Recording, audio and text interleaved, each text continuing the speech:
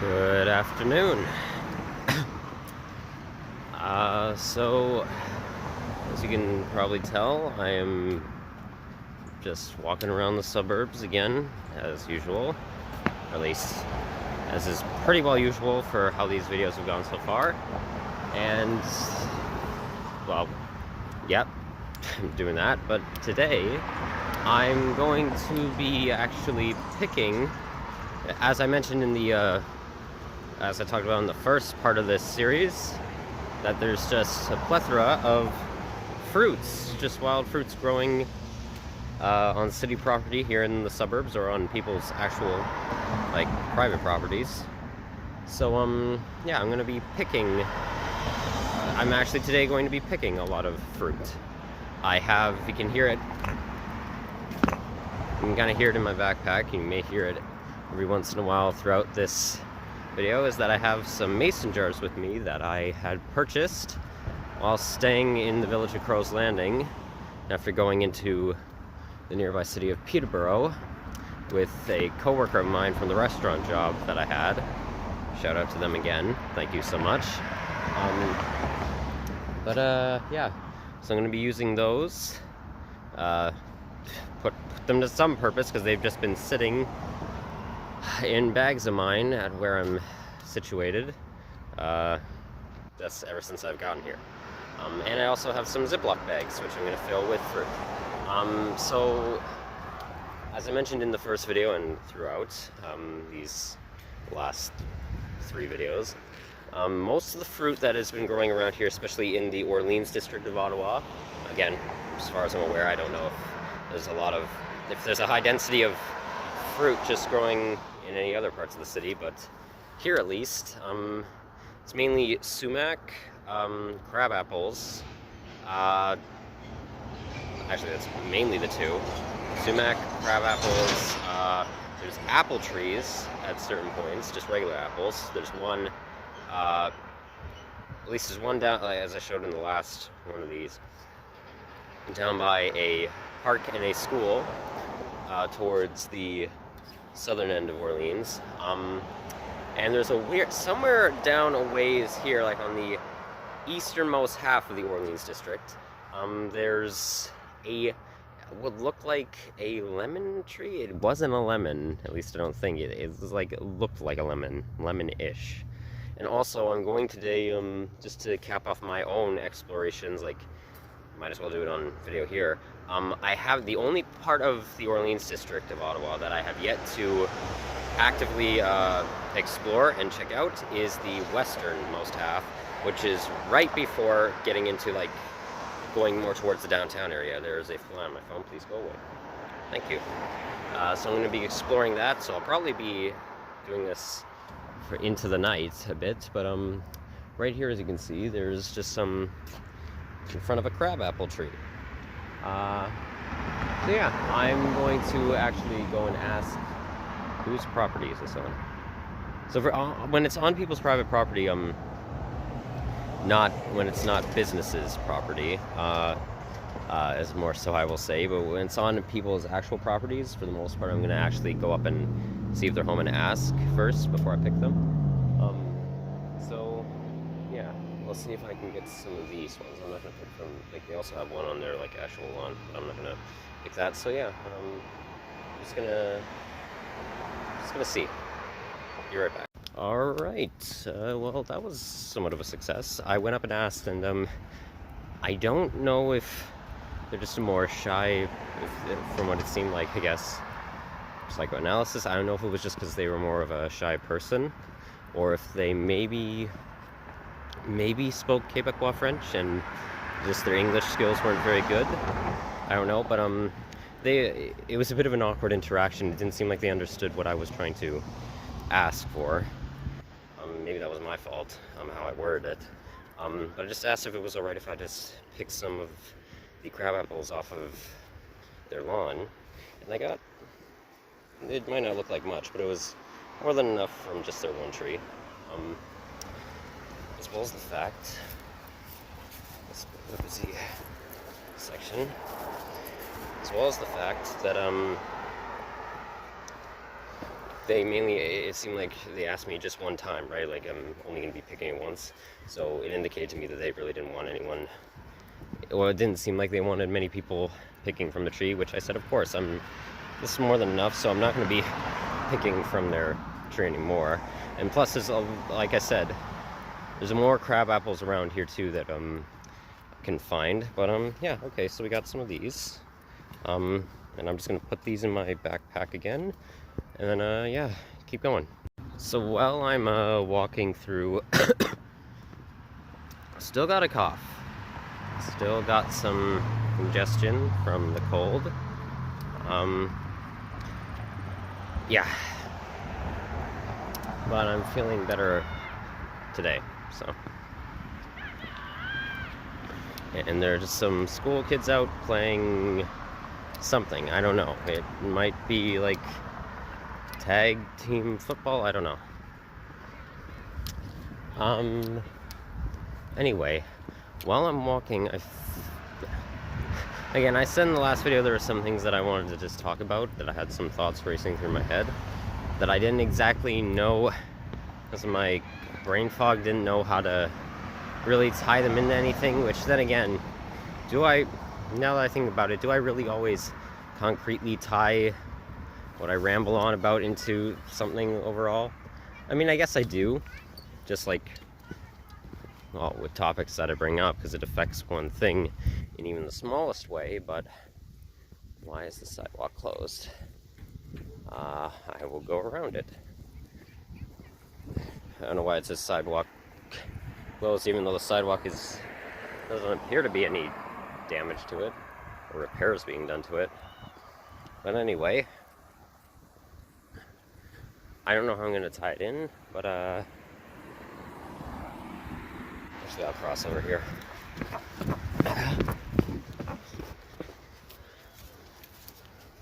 Alright, successfully crossed.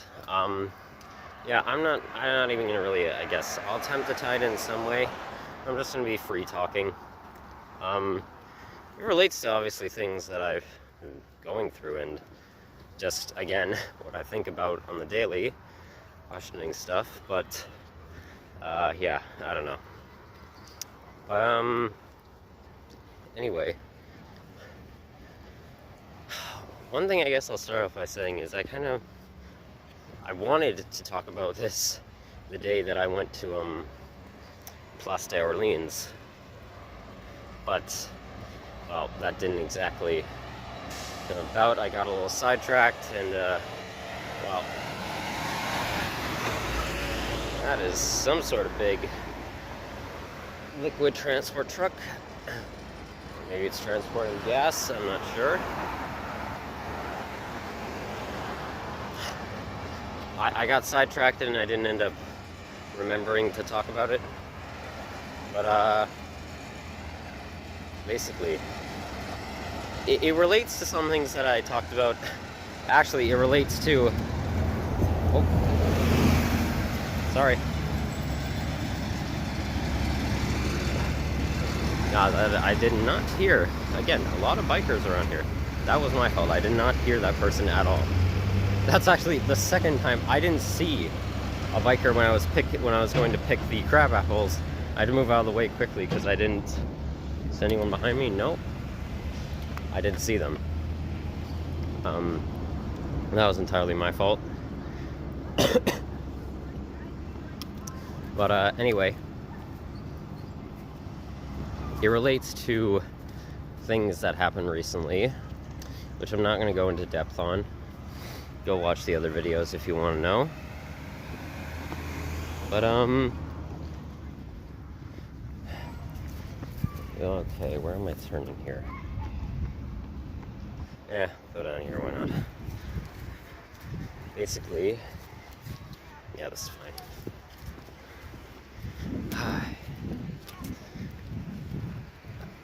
As I said before, it's become apparent to me, and again, this was known to me before, again, with my research of psychology and sociology and how I feel, well, sadly, how a lot of people behave, or present their personalities, or internally their thought process of, well, why exactly they act in the ways that they do. It's very apparent to me that so many people in this world, and this isn't specific to any age group of any kind, or any, it's not specific to any age group, sex, race, culture. It's not specific to anyone, religion, it doesn't matter.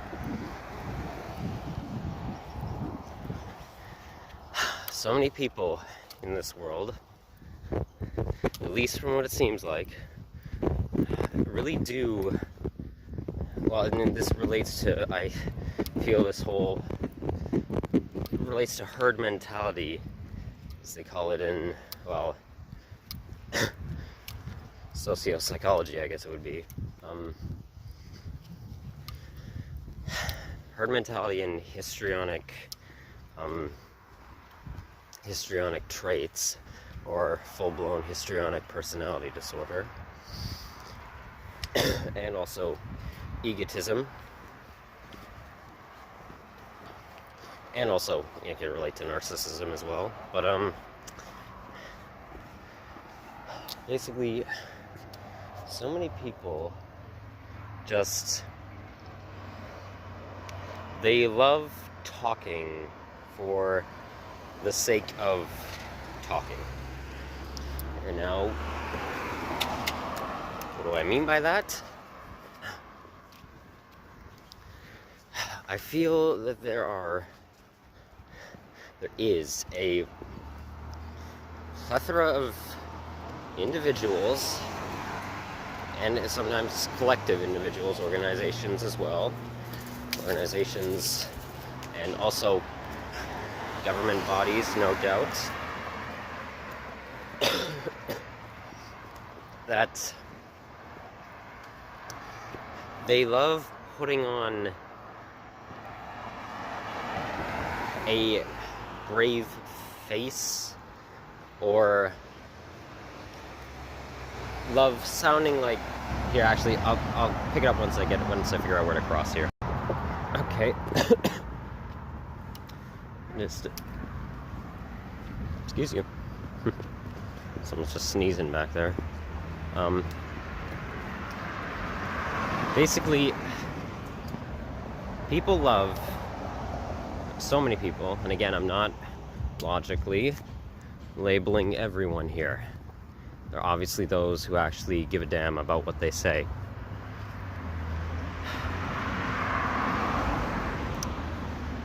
But so many people, in my opinion, love just sounding as if they are of high intelligence, love sounding like, not even really just of high intelligence, just love, and this relates to being more overly egotistical, just love sounding like they are of higher importance, or they are of some major importance in the, oh shit, didn't mean to do that. Just lightly whapped my camera lens and my tripod. Okay, again, plethora of fruit. I don't know what you are, so I'm not going to pick you.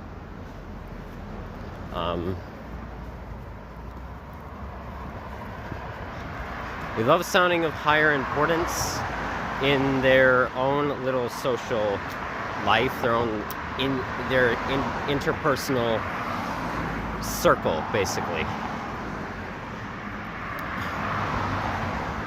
Or even, I guess, if they're alone, like physically, just some of them maybe even to themselves, in some regard. But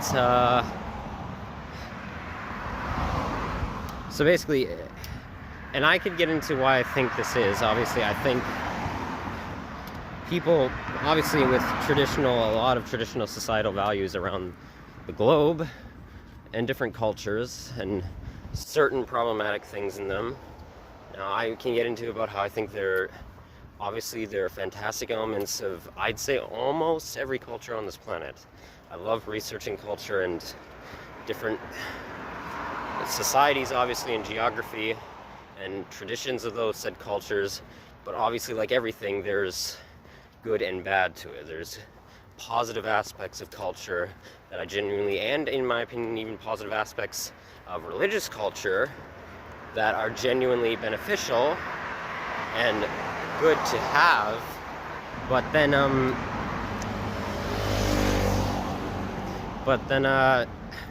there are obviously the major negatives, which I can get more into in a bit. But basically, hold on one sec. But basically,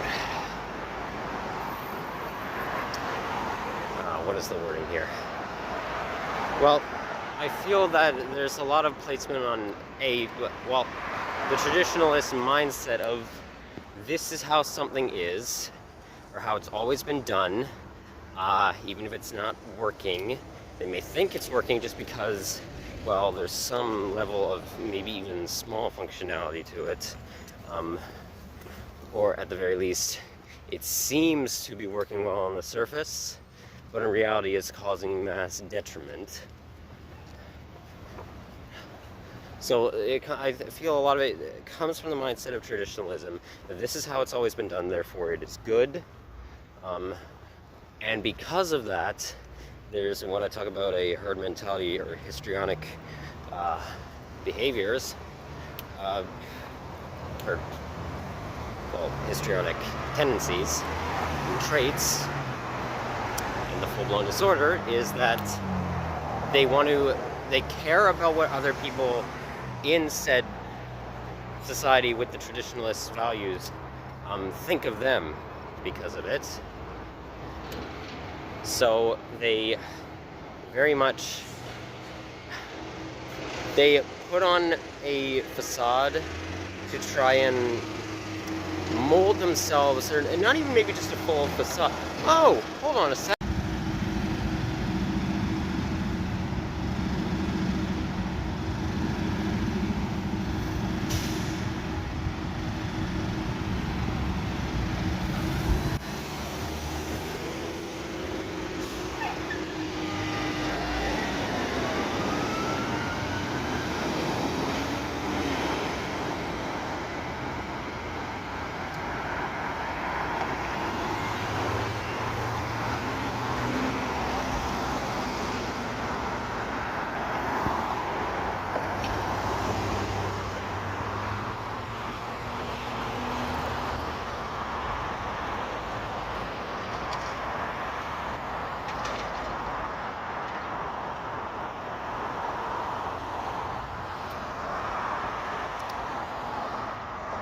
No comment. Okay, that traffic light indicator took a lot longer than I thought it would. But anyway, back to traditionalism, or the traditionalist mindset, or psychological thought process. People, so they develop again more leaning histrionic tendencies, leaning histrionic tendencies, traits of egotism, and basically they want to fit in socially. And this could stem from obviously many psychological studies on this.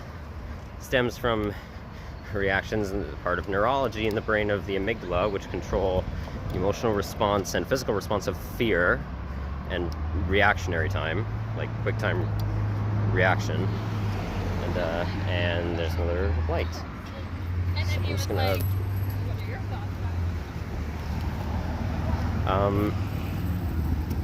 so basically it relates to stemming from fear of being alienated, fear of social isolation. Because again, logically speaking, from what I've researched of psychology and just human biology, we are inherently social beings, or seemingly social beings, like from birth.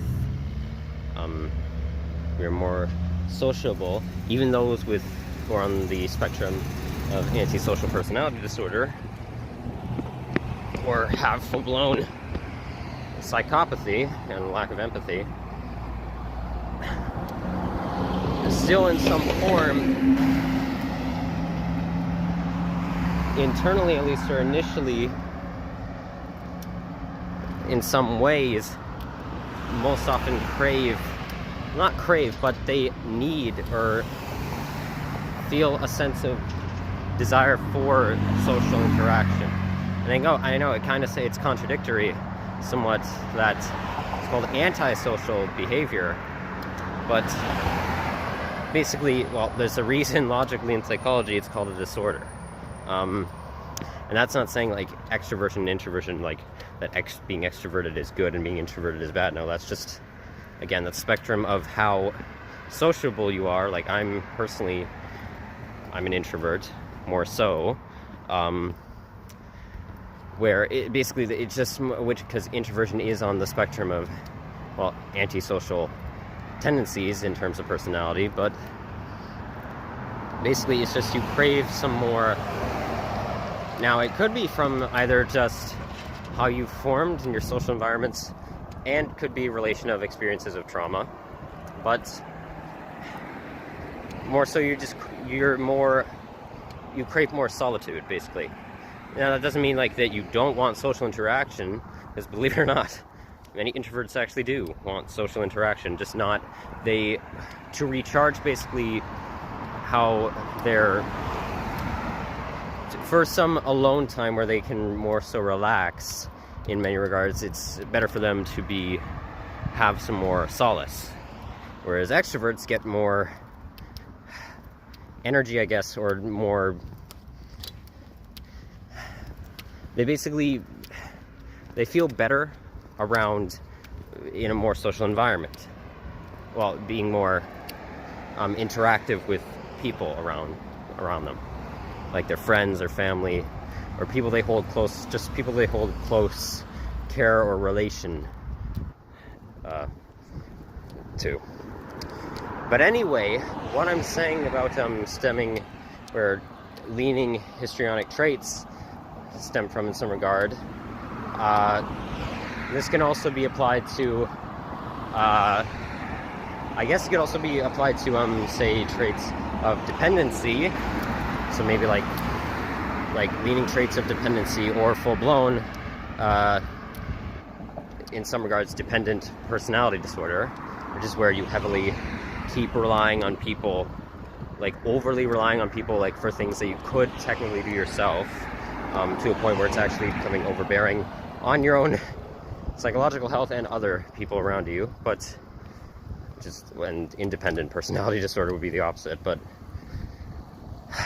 anyway, stemming from fear of, it could also stem from, well, there's many theories of it stemming from fear of the unknown, because you don't know what would come from, which is humans in many regards, and this is one of the reasons I love writers such as H.P. Lovecraft, or things relating in fiction to fear of the unknown, horror, and Stephen King, things like that.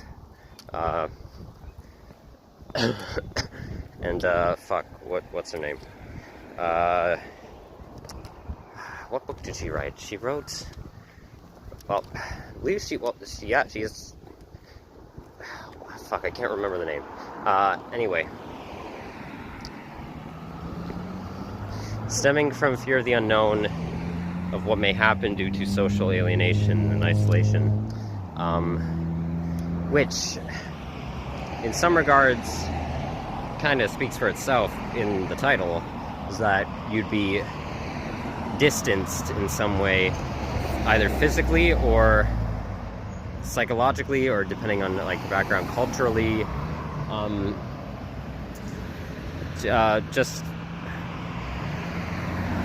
you'd be distanced from a certain demographic of people, or people around you, in that sense.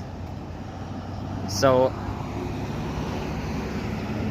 where I'm relating this back to, because I've already talked about this before, how, well, my thoughts somewhat on this, but basically, because of this, I feel people, and also I guess it can stem from people wanting there to be more, basically, wanting there to be more control over their life, and this relates to being more egotistical again, and also it can relate to intellectual complexes, and again, relates to narcissistic traits. Basically, wanting to feel like you have more control over disruptive forces in your circle. And this can be a reason, and I don't, though, again, because I very much am interested in political science, or at least political research, and how politics does, in my opinion, it does. This is another roundabout. I'm gonna watch out here. Wait for a bunch of cars to pass. Going around all in an in-sync order, it seems, and there is a van. Okay, wait for you to move somewhat, and now. Okay. That's a lot of dust. Anyway, there's a construction site here. Putting in some more housing, it seems. The basis for basements to then place houses on top. Anyway, I feel politics does, as I've said, heavily affect our lives in one way or another. It sadly does. I don't like that.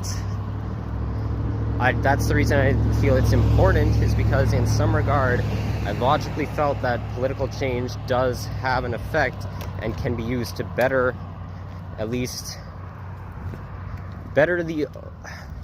the controlling forces over your social circle, the external forces, that is.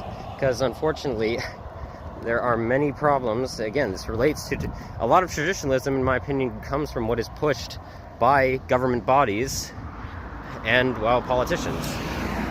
Pushing, again, and it also relates to them wanting to either gain power or seem socially, like, acceptable for them to be voted in, like to try and gain ratings for them to be voted in, which is more not actually caring about the people you're affecting, which is in regards sociopathic, which, well, yeah, that sucks. But but even that being said, I'm not going to deny that there are absolutely people who, in terms of like political activism or advocism, they only actively try and get more involved in it because, well, they feel that once this goal is achieved, or subconsciously maybe they feel once this goal is achieved that it'll give their life maybe meaning, or it might just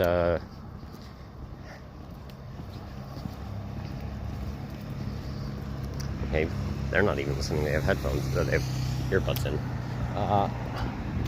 May give their life more meaning, or they feel that it will, or they feel that once this is put in place governmentally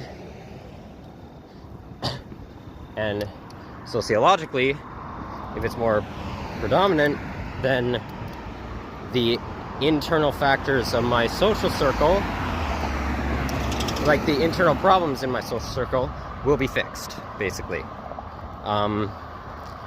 Which isn't, it's not true entirely. It's not true entirely. Yes, it may be good to get something in place, like, again, governmentally, how the systems operate around us, to actually have some form of beneficial system so that people don't develop the idea that this way is working when it's not, like the way that things have been going in a society.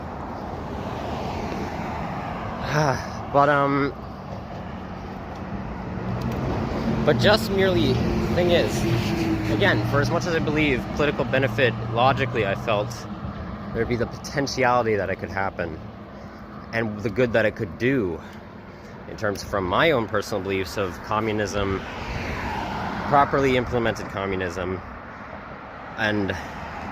or from a libertarian standpoint, a libertarian government system, some regard, operating, again, obviously that relates to democracy, and that, again, like I just said, operation in an economic system of redistribution of wealth, so that there isn't, eliminates more of a chance of monopolization. And in terms of government being libertarian, just providing the most basic, like, social funding to social systems, and providing the most basic and bare bones necessities and resources in terms of, like, well, obviously if it was communist there'd be some regulation in the economic sector with a government, and also just determination of what resources would need to be, well, again, like I talked about in the last video, of price and all that, like prices being regulated. But basically, in terms of libertarian government, just providing the most, in terms of laws, dictation of laws, the most basic, bare bones laws, basically providing the most basic resources from their own, like, policy systems, and whatever wealth is redistributed for it from, like, some sort of federal, possibly a Federal Reserve, I don't know. And this is why, again, I think other people should come up with ideas from it, because no one single person has all the answers or ideas for things. There's oh, I didn't notice that. I walked along this road at night before. So this is literally the farthest edge of Ottawa right now. Like, because Orléans is the easternmost district of Ottawa, and right now I'm on the absolute edge of Orléans. There's a little farm house, and just a farm, a field, and farm property right next to the suburbs. Oh yeah, nice. Anyway, because, like, once I turn this way to, well, the right at a crossing section up here a ways, it's going to go directly back into, like, the busier suburban areas. But anyway, so providing the most basic necessities, such as implementations of freedom of speech laws, freedom of choice in certain regards, obviously, providing setting up institutions such as hospitals, medical facilities,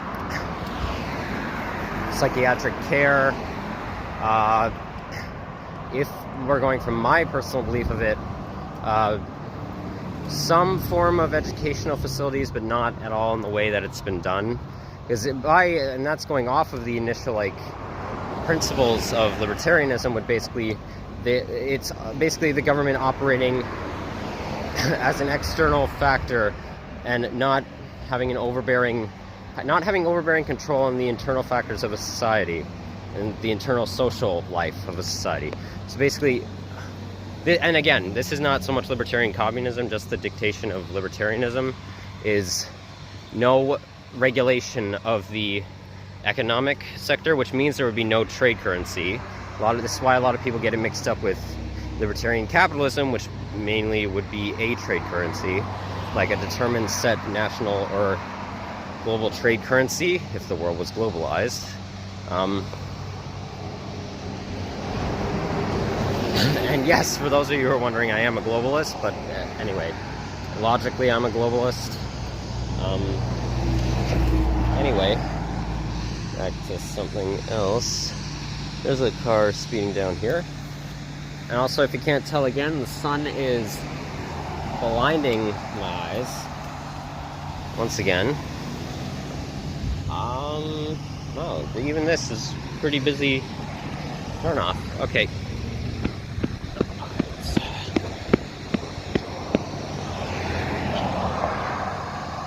Okay. Anyway.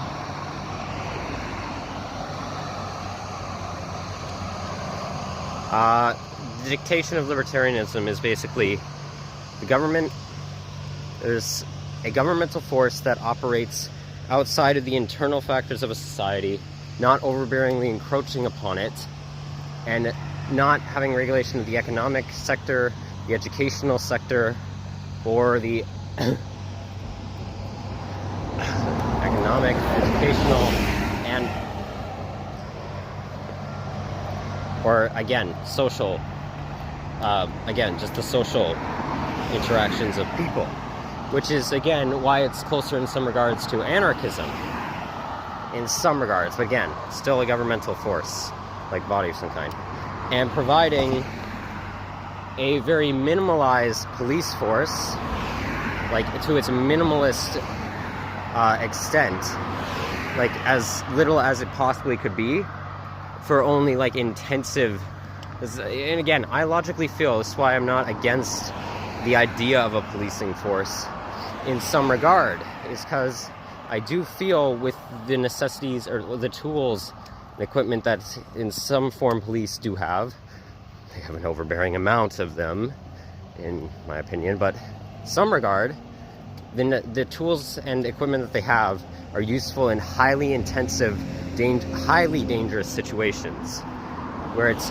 causing a major disrupt. But I think that's really in terms of how policing can be, well, how policing can be abused and is abused all over the planet. It's very easy for it to be manipulated for, well, terrible purposes. So that's why it'd be a minimalist in dictation of libertarianism. But anyway, oh, hello. Are you more crab apples? Are you the ones that kind of look like crab? Oh, well, you got some fungi growing on you. Well, this is another fruit tree of some kind. So is this. Maybe I'll pick these. Who knows? No, actually, you're kind of looking like you're dying out for the season. Yeah, you look like you're dying out. I'll let you be. Anyway. Again, literally. Edge of Orleans. Just farmyards as far as the eye can see. And tractors plowing away and harvesting the crops. That is actually beautiful. I'm gonna flip the camera around for that. You've seen enough of my face, but I'm gonna keep talking about this. That is really pretty. Look at that. And there's well, unfortunately, those are probably gas-guzzling tractors, well, I don't know if those are counted as tractors. They're, well, the harvesting vehicles, I'll call them. The harvesting vehicles. Probably are tractors. Probably the same terminology, but again, Edge of Orleans. Just open. This looks like corn. I mean, it is fall. But again, it could be another crop. That doesn't look like wheat at all, actually. Again, could be corn, could be not. But, and like I said in part 1 of this series, I showed you, there was literally a corn or wheat field of some kind in the middle of the suburbs, like right next to, looked to be a factory of some kind, and right by KFC and stuff. Yeah, God, more of these trees. Yeah, sorry, none of these look healthy enough that I want to pick them. But there is more, don't worry, there is more. Around here. But anyway, so what I was saying was, okay, enough about my rambling about this. So I've talked about my views of, like, well, the whole traditionalism things and why a lot of it seems to form, and how I think a lot of people take on this more herd mentality to not, potentially stemming from fear of being alienated, to not be isolated from people. And they just talk for the sake of sounding smart, basically, and not actually acting upon what they feel to be right, or they feel to be morally justifiable when it actually comes to time of severe intensity for it, or like where it would actually be good to have it implemented. But again, look at all that. It's so pretty. And there's also a nice little like woodland patch right here. It's not majorly big, but anyway, so my actual point with all that, God, I walked a while and got sidetracked as I do with what I'm talking about. My point of that being is, I want to say this to anyone who maybe knows, like, if they really look at themselves, like self-reflect, try to realize if they have more leaning histrionic tendencies or histrionic traits, or if they have HPD, histrionic personality disorder, or more dependency traits, like overly depending upon people, or if, again, if your ego is running really high and you have mass egotism or narcissism or things like that. What I'm trying to say is,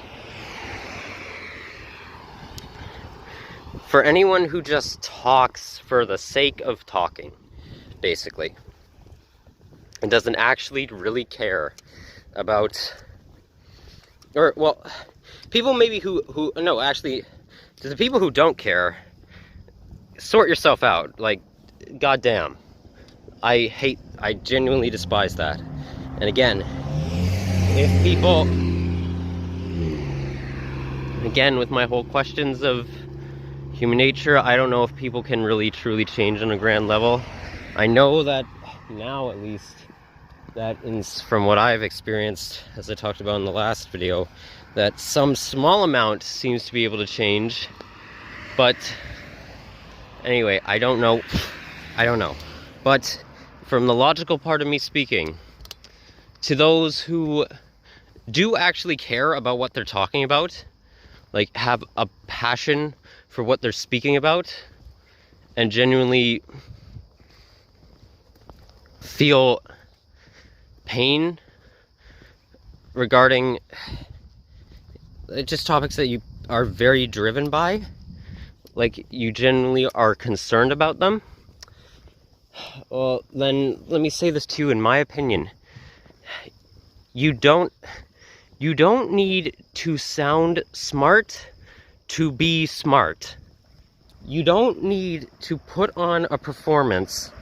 Like, here's something with a lot of people who may be insecure about their intelligence, or like they try to basically, or have maybe an intellectual complex. They try to find bigger vocabulary to use. Now, and this isn't, don't spin my words, please. Don't think, because I myself use what many would consider in most regards bigger vocabulary, or I try to, just because it's part of what I know. And also, I guess I talked about my fears and insecurities before. I'm not personally insecure about my intelligence. What I know is what I know, and I try to learn what I can, as evident by me being here. So clearly there's some things that I feel that I no longer knew. It's why I left Toronto in the first place, and because things weren't making any sense. But anyway, oh, that's an iffy back job. Anyway, what I'm trying to say is, you don't, like, there are people who may be insecure about their intelligence, who try to drum up, like, bigger words to try and actually, like, sound like they're more profound, to sound more intellectual, and to sound like they're people also, and this relates to manipulation for people who are sociopaths, and some sociopaths who are heavy in who use manipulation to get more of what they want out of something. There's something what they'd have, like, well, what we may call in psychology charisma, trying to be more charming, using words to sound more self-righteous and just sound more charismatic, basically to seem like they're more in control of their life, basically, or seem more. Those are some rough sounding tires. Anyway, they use it as more of a tactic to get people to basically fall in love with their persona and how they express themselves.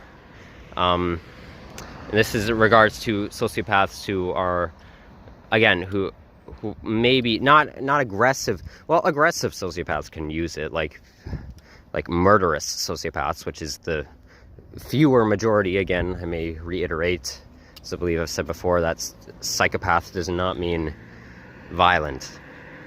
Psychopaths can be violent, like what would be called a manic psychopath or manic sociopath, or a violent psychopath or sociopath, or aggressive psychopath or sociopath, but most aren't, I will say. Most psychopaths, people have psychopathy, most walk among average life without empathy. They don't even try to admit. There are many who don't try to manipulate. They just don't care about others. They don't have compassion.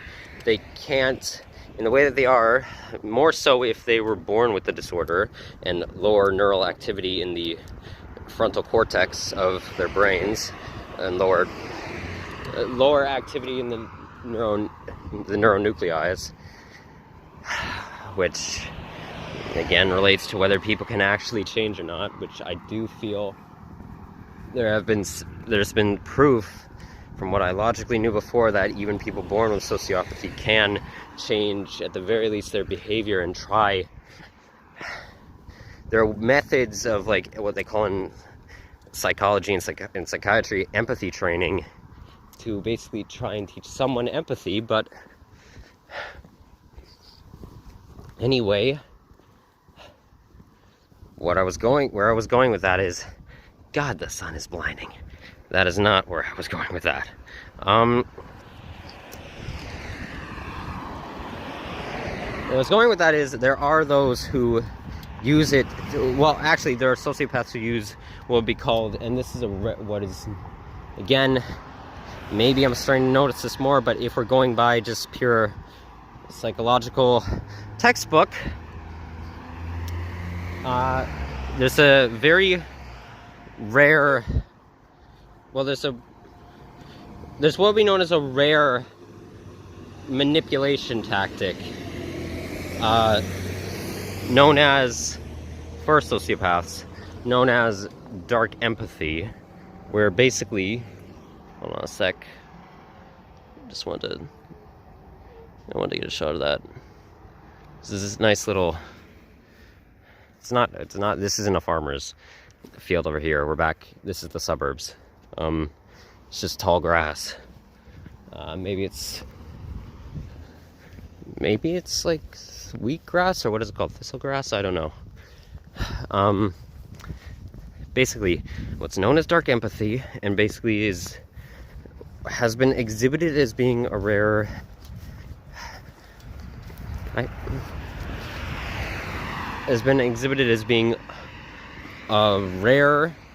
a more rare manipulation tactic, that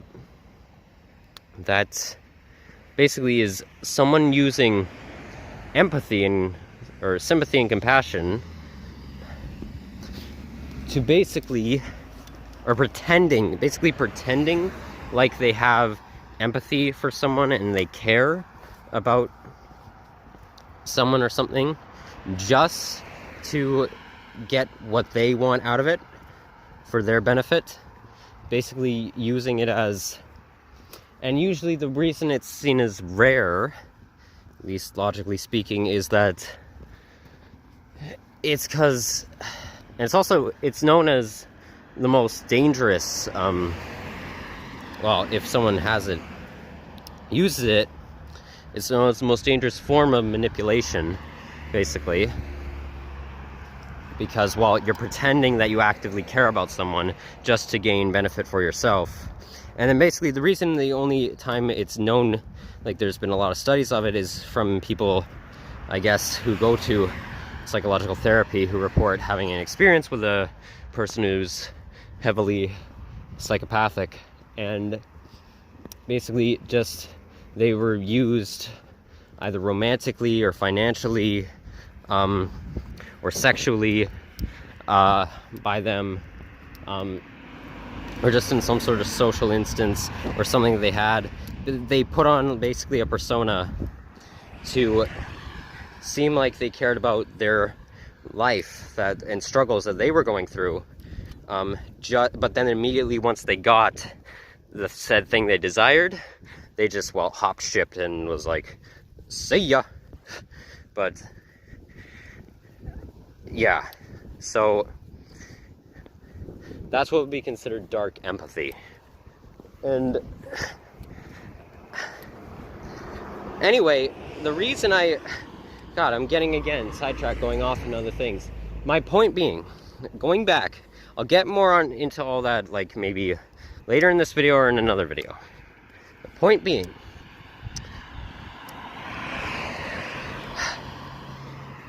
for those who are insecure about their intelligence, who are afraid of being isolated and alienated, one, I'm going to tell you right now, I'm sorry to say, we are all internally alone, in my opinion.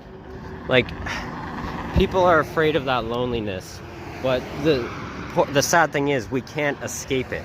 Literally, the only people, this is why I don't believe in, and I believe, again, these things, not everyone uses it for this, but, and there can be benefit in using these, but people use entertainment such as video games, movies, shows, specifically there are many in anime culture, or weeb culture, or they use pornography or other forms of sex work, like frequently going to strip clubs, or, well, not even frequently, just, well, you know what I mean, and prostitution, or absolving themselves, like shying away from real life people and just basically absolving themselves in books,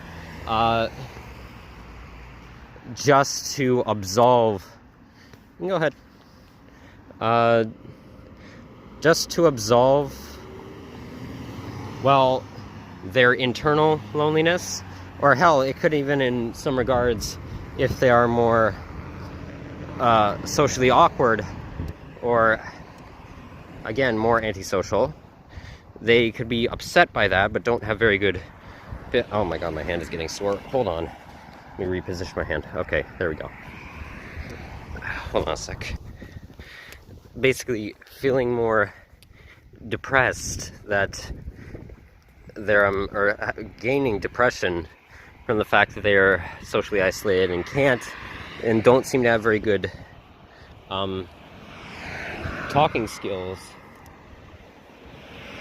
so basically people use different tactics to absolve their internal loneliness, or how they can use religion to absolve it. Again, I'm not a religious person.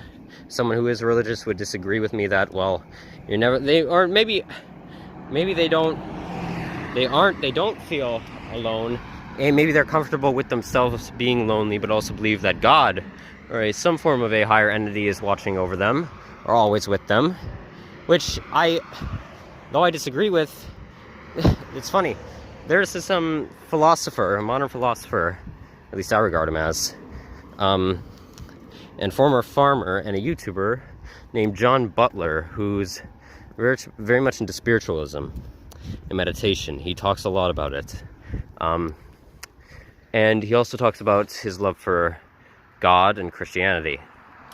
And similarly enough, he's, well, I guess, starting to realize, I guess my channel has become a combination of somewhat of his content and a YouTuber that I follow named Dan Allen, who's a smaller channel, who's also Canadian, who's semi-homeless, it seems. They haven't uploaded in a year. Make very good content. I talked about them once before, and when I was apologizing for being wrong about the length that Yonge Street was. Guess mine has become a combination of the two, in some regard. And no, before anyone says it, I was not inspired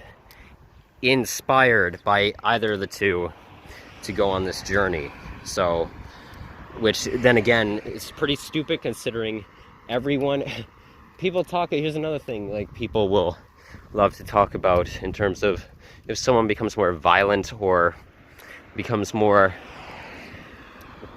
goes against the grain of what is typically the norm, like a social norm. In many regards, people will say, well, who influenced them? Like, what was were they influenced by video games, by movies? Oh, was this artist? Don't believe everything you see from an artist. It's fake. What were they influenced by? What were they inspired to do it by? You do realize that everyone on this fucking planet is inspired by someone else in some way. Like, the sad thing is, we talk about, like, inspiration in terms of, like, hope and all that, like, something positive, but that also applies to negativity, like, negative things, and more detrimental shit, that someone obviously was inspired in some way to commit that act. Like, I don't get what the argument is here. Yes, it's bad, it's terrible that they didn't have anyone to stop them from that, or anyone to maybe guide them away from it, but what they were influenced by, in most regards, unless it was someone actively telling them to do so, you can't blame that on what they took inspiration from in many regards. You really can't. It's impossible. So, I just find that really stupid, that we say, what were they inspired by for people committing atrocities, but yet we don't have the same negative connotation for things that have a more positive input to something. Like, we automatically... No, it's not even so much that we just, like, you shift the blame. There's another form of manipulation, is blame shifting. You shift the blame to the thing that they were inspired by, in what regard, more so than you do than the actual person themselves and how they are and how they formed from that or from something else, if you know what I mean. So, anyway,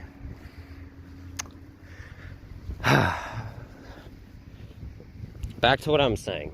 So for anyone actually, go quick, okay. For anyone interested, please go check out John Butler's stuff. I think I disagree with him on certain things, but I think he's an incredibly interesting person. Very, in my opinion, a wise old man. He's very introspective, and I think that, I just think he's he's very actually thought-provoking, in my opinion. Same with Dan Allen. He makes a lot of amazing content just traveling around different parts of Canada, or did, when he was uploading. Go check him out. He walked across Yonge Street to the point that I wanted to at a certain time. So go check that video out. Anyway, okay, back to the Beatle end point of this thing I'm trying to say is, well, actually, no. I'm going to talk about something right now that I genuinely think, well, I'm going to bring this up in relation to it. There's another one of my favorite YouTubers, and an actor and a comedian, and also, well, they label themselves as a philosopher in their description, which is a bit self-righteous and a bit pretentious, but not entirely. Because a philosopher, really, in my opinion, is just someone, who studies philosophy, like philosophy, the study of ways of life, livelihood, what we choose to act upon morally and socially, and also in terms of ontology, our study of our existence and the nature of things, how they exist within their physical form or metaphysical form, which also relates to psychology, because psychology is pretty well, there's obviously neuroscience in it, but in terms of interaction with others in that regard, it's metaphysical. Anyway, it is hot. I am out of breath. There's one of my favorite YouTubers named Rodney Norman, who you should check out. Rodney Norman. He does this character. The character, I don't believe, has a name. And at first, when I first discovered his channel, I thought that it was actually just how, like, his physiology was. It sounded like he might have maybe had a stroke at some point, and I don't mean that as an insult, but like, it sounded like he was having some articulation issues, and it seemed like his he mainly does one singular facial expression for this character, and his head is slightly tilted. It seemed like he might have had some more of what in neurology would be called like a singular facial expression, or like a dulled facial expressibility, because it seemed like he was just making one. But anyway, he does this character, and basically I like the idea of it. Now and it's not meant to like be it's not meant to be insulting. Some, I guess, could see it as offensive to someone who does have articulation issues, or had a stroke of some kind, whether a hemorrhagic stroke or an ischemic stroke. But anyway, I don't see it. It's not meant or intended to be offensive. He's not making fun. He's actually doing the opposite. He's not making fun of people who've gone through it. But basically, the whole reason for his character, from what I've seen of him, is basically he does it to, at least from my interpretation of it, seems to be, he does it, and I believe he's talked about this before, he does it basically to sound purposefully like what would be considered stupid, like what would be considered dumb, what unfortunately, subtle ableism, or just even blatant ableism, would be seemingly that this person who has physical difficulties and how they speak being seen as dumb societally in a traditional sense. But he does it basically, in my opinion, all the stuff that the stuff he's made with it, for the most part, I don't agree obviously with everything that he says, but a lot of the things I've found really insightful, actually, and profound. And this was even before that. This was before I found out that it was just a bit that he was doing, because to me it doesn't matter how you talk. As I just said, it matters what you're saying. And basically he does it seems to do it to show people that you don't need to sound traditionally smart to be smart. Someone can have a speech impediment or difficulties with grasping certain topics, like off the top of their head in the moment, or words, or struggle with vocabulary, and they can be saying something 1,000,000 times more profound than basically someone like fucking who am I gonna pick on now? Who am I gonna pick on? Someone who is very performative. Okay, let's say someone who's like a mega reality TV host or something. Well, not a reality TV host, so like a reality star, or even like a late night television show host. Now that's not me narking everyone who's on reality TV or a television show host. There are good ones out there, in my opinion, and very intelligent ones, but someone, let's go with, in my opinion, let's say, someone like fucking James Corden, or fucking Jimmy Kimmel. I think they're both very performative. I think Jimmy Kimmel is fucking very egotistical. He's very histrionic. Who knows, maybe he's sociopathic, I don't know. He's dismissive as well, seemingly, to certain things. Not on air, or hasn't been, like, in the limelight on air, but anyway. Basically, a million times more profound than someone like that. So yes, so basically, to top this what I'm saying off, just because you don't talk fancy, and you don't use the biggest vocabulary, or you don't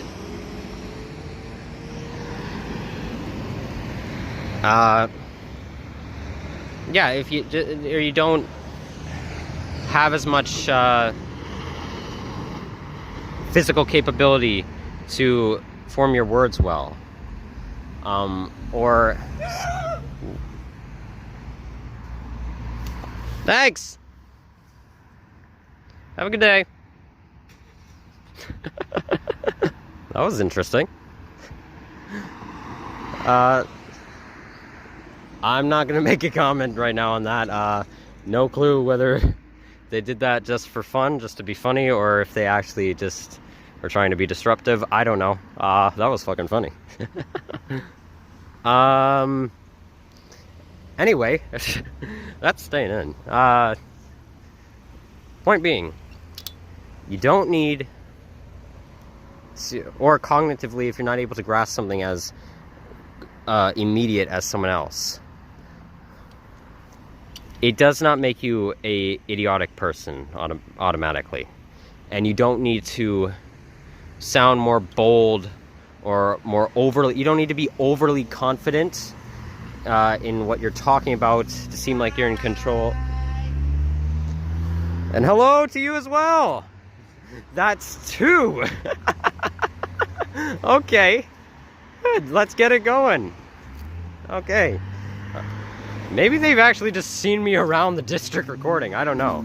I guess I kind of, well, I mean, I don't want this to sound like, I don't want this to sound narcissistic in any regard, but I guess I kind of have a bit of a, I guess I have a bit of a distinct style. I don't know. Anyway, point being, you don't need to talk fancy to be smart. You don't need to sound profound to be profound. And I think that's a lesson that a lot of people in this world really need to understand. So yeah, I'm gonna get over to another end of the district and then keep recording.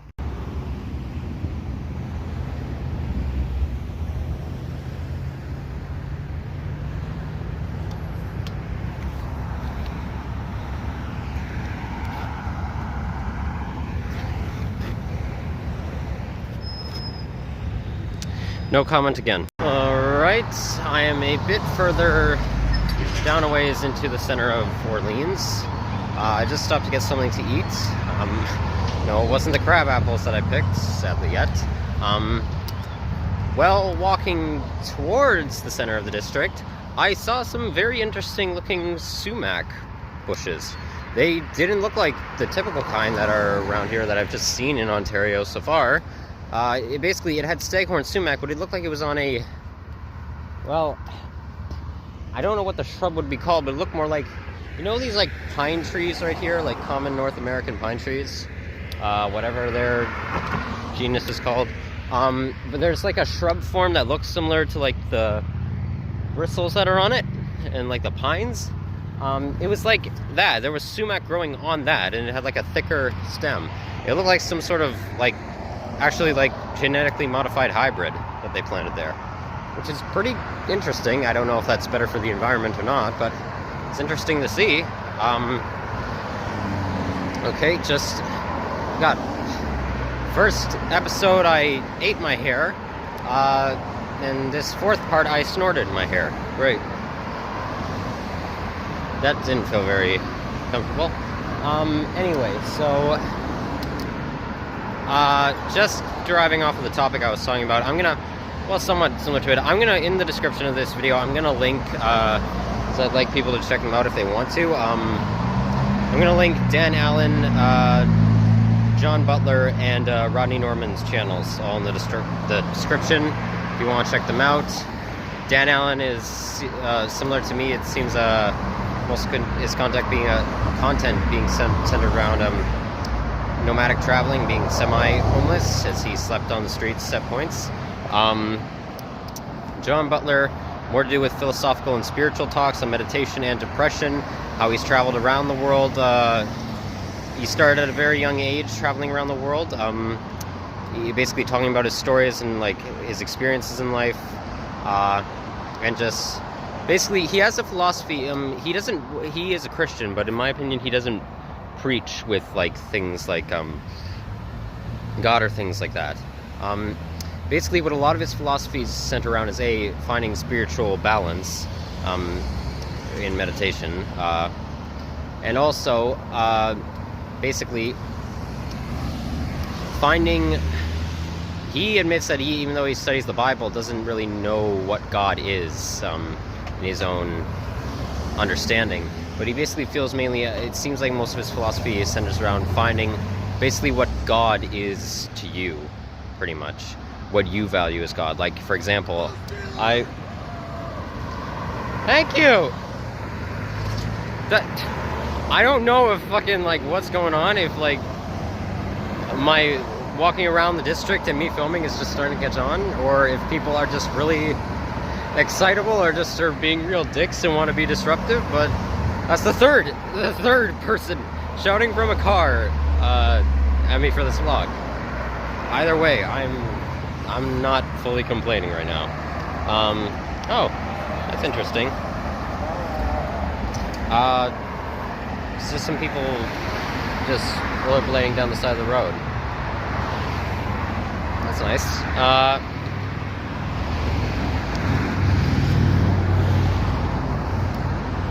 Where was I going? Oh yeah, finding God, what God is to you. Not even like the whole find God, he doesn't even preach like find God within yourself so much. Like, find what God means to you. So basically, if I'm going to quickly sum her up, like, I'm an atheist, or an agnostic atheist. I believe heavily in the philosophy of scientism, going with science on pretty well, with absolutely everything, and scientific understanding and research.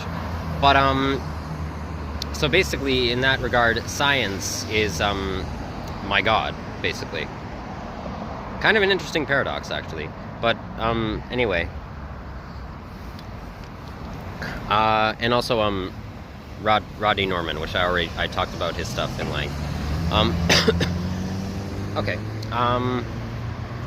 So this is another half of the, center of the Orléans district, the, another business sector where I am, if you can see.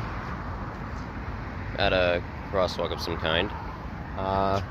I'm now just heading to the western half of the district. That is a beautiful sunset, so I'm going to turn the camera just so I can see it. Look at that. That is gorgeous, in my opinion. That is, wow. That is a really pretty view.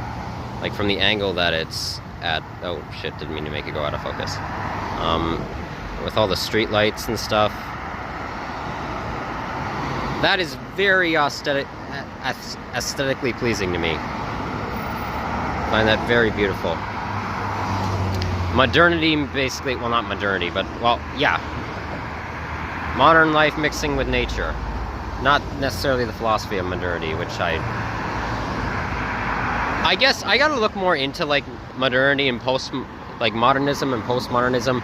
I forget which one technically I am, either if, like, I forget if modernism is more you're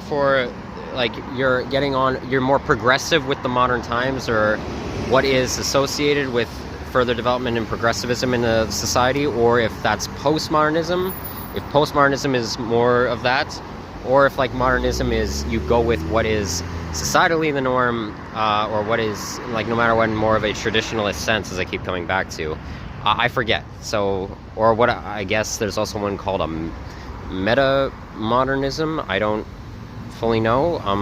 I got to look more into that sector of ideology. I've actually got to look at what those three detail. Because I know about, like, as I've talked with some friends of mine before about, like, postmodernism and things like that, and mainly how certain modern philosophers, or some of them, where people claim to be, well, they are technically philosophers, but anyway, you know what, I'm getting off topic. I'm gonna cross the road and get going to see if there's any fruit down there that I can pick. If not, I'm gonna have to head back around here to pick some of the apples from that apple tree in front of the school, and then head down to another area to pick some more crab apples. I think I'm gonna lay off the sumac for now, because most of it seems to be dying. If I can get a few, that's great, but other than that, I don't know. But anyway, we'll see. Okay. Okay, so I just walked down a ways to another plaza area, and there's this tiny, I'm walking along here and I had to stop because there's this tiny little gas station on the corner here. This is a gas station, I'm not kidding, in Ottawa. This is what is it called? This is, okay, Stinson or Stinson, something along those lines.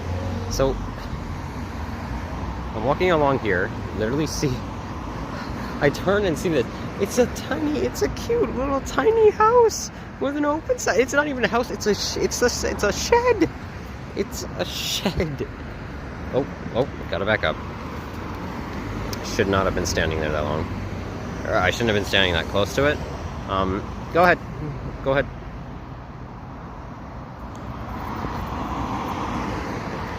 Okay, I'm gonna go now.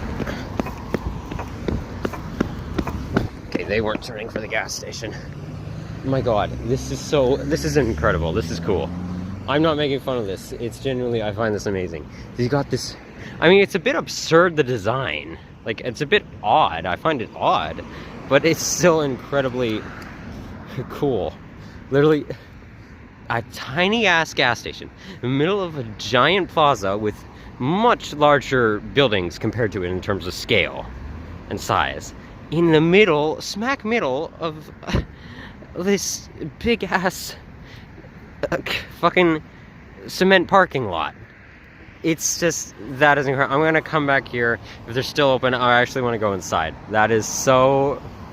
Do they have like they must have a, like, unless it's like self-serve, which I don't get, unless they didn't, whatever company put it here didn't have enough money to like make machines for self-serve or self-payment, or implement machines for self-payment. There must be like a cash register inside. This is so cool. Okay, I'm genuinely gonna come back to this. Anyway, continuing on. I have not found any more fruit down in this sector yet of the district of Orleans, but I feel now, considering what I last talked about, there's something, excuse me, there's something else I should, ooh, that's pretty, something else I should address. I know, because I feel I should say this. Now, a lot of people have brought to me, like, use this as a manipulation tactic, I guess, to get out of, well, some people have thought that I'm too hard on, like, people I talk about when I'm basically referring to psychological issues, or even, I guess, in joking stance, because again, I believe in offensive and dark humor, giving levity to very harsh scenarios. I guess some people think I'm too harsh on, like, people with, like, say, disorders of something, or I guess diseases, which I don't believe so, and plus I actually genuinely care about people's physical and psychological health, which is the reason, and I'll get into this, which is the reason why I'm so like poignant with it and like harsh on like things that I genuinely think are detrimental with it. But there's something I wanted to talk about as well, where it relates to a lot of people who make jokes even about their own issues or disorders. They actually, let me just sit down here for a second and talk about it. Alright, there we go. So a lot of, let's set down my tripod. A lot of people, even when joking about themselves, like in terms of disorders or diseases that they suffer with,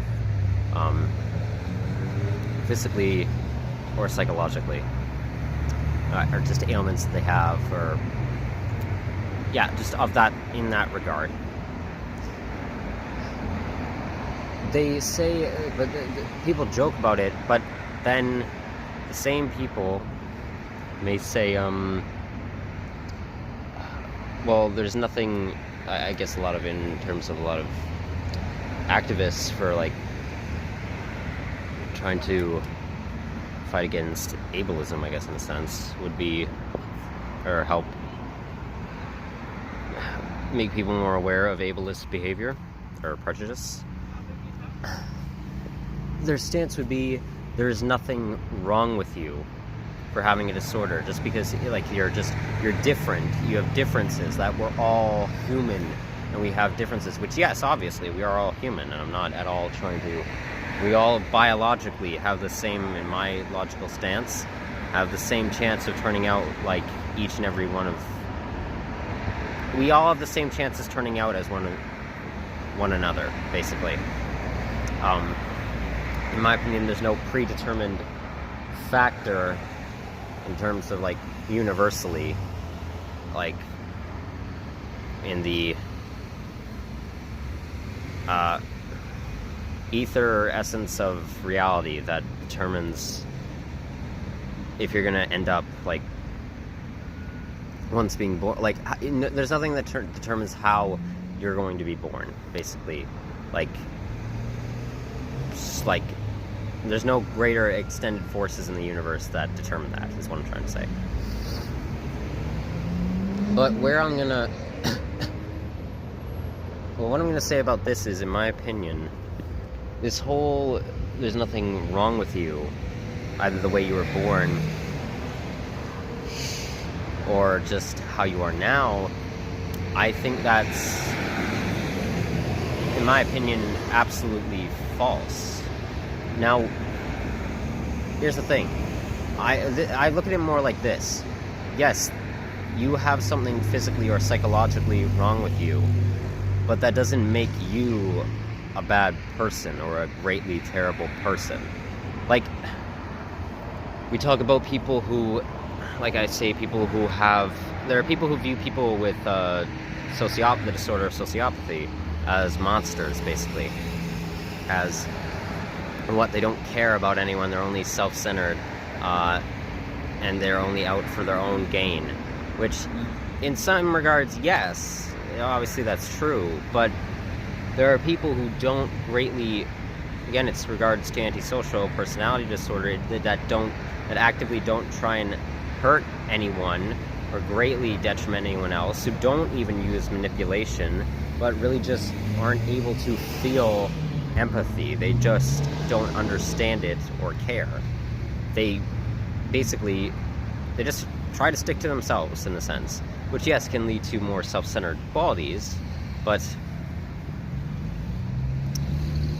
what I'm saying is, it's not like they're not overly monstrous, is, if you get what I mean. Now, do I think that it's good to just ignore the fact that you have sociopathy? Absolutely not. I think, because again, logically speaking, unless I somehow come to find that maybe it really is just human nature, going off of psychology and definitions, it is a disorder. Disorder, the reason that logically something would be labeled as a disorder is because there is disarray. It is not functioning normally, like how it's supposed to be ideally functioning.